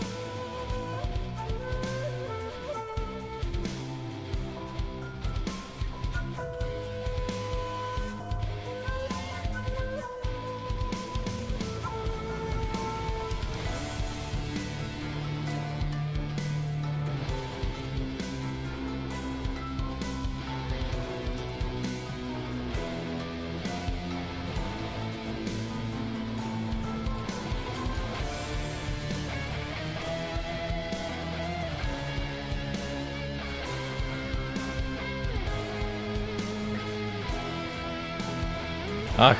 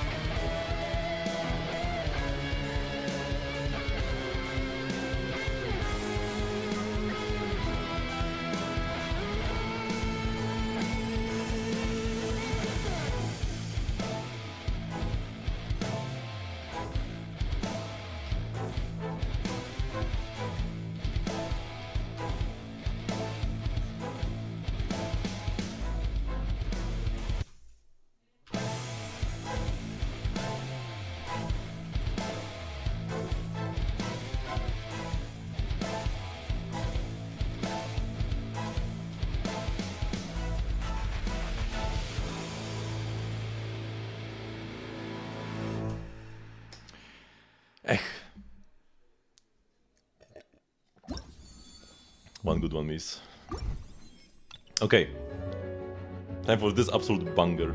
Every time I play this map, I like it more than the last time. It's kinda slow towards the beginning, but then has the best section, one of the best sections in the game. It's not even... It's not slow. It's just like... It's good, but not amazing at the beginning. And then it's absolutely top tier later.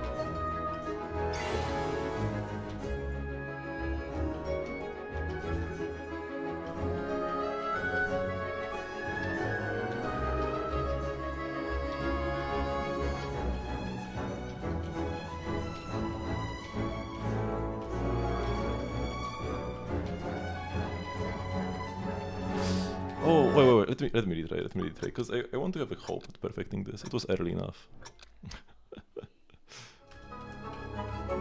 It was also a clear blunder.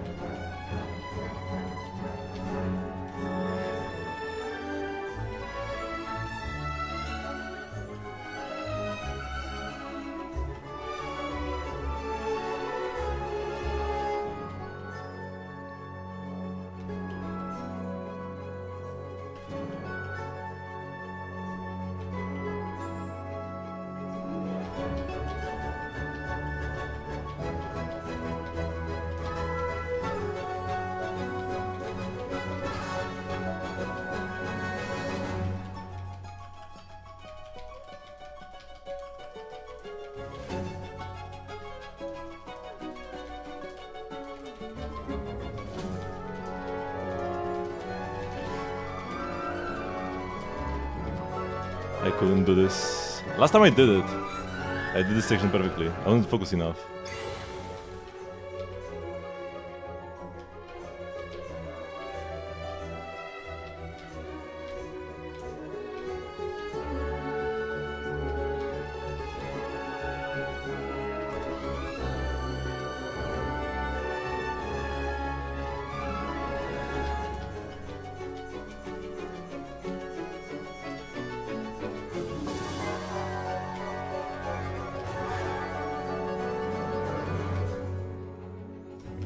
Man, this is so good.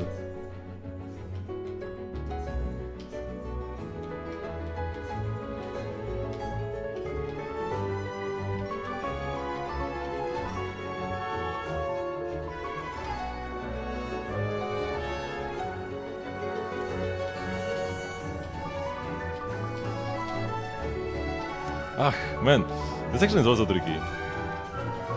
Not so tricky that I should have gotten 2 misses right here, but that's where I lost last time. Even after getting the middle perfectly.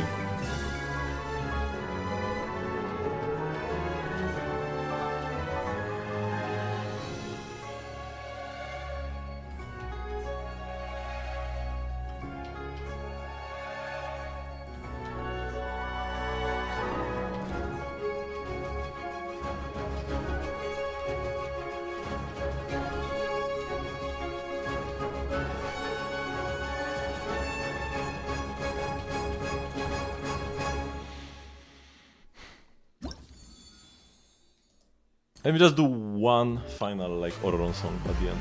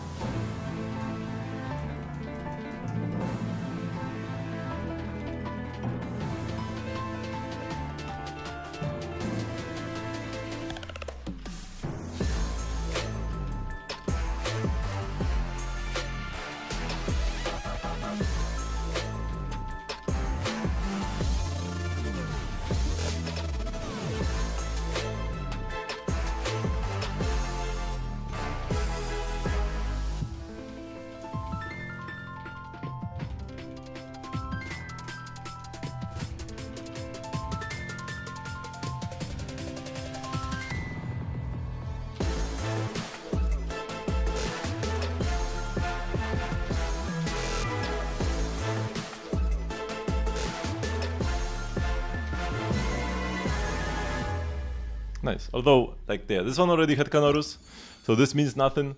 Just wanted to end with a good one. Waste of a good run on the map already perfected. Okay. So, let me just look through the weekly missions. Boss opponents, whatever. Dishes, purchase, win. Okay.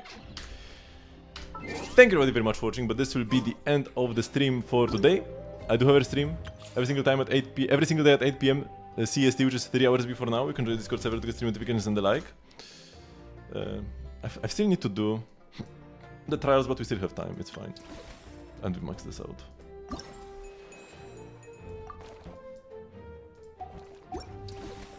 And yeah, thank you very much for watching. I will see you all tomorrow.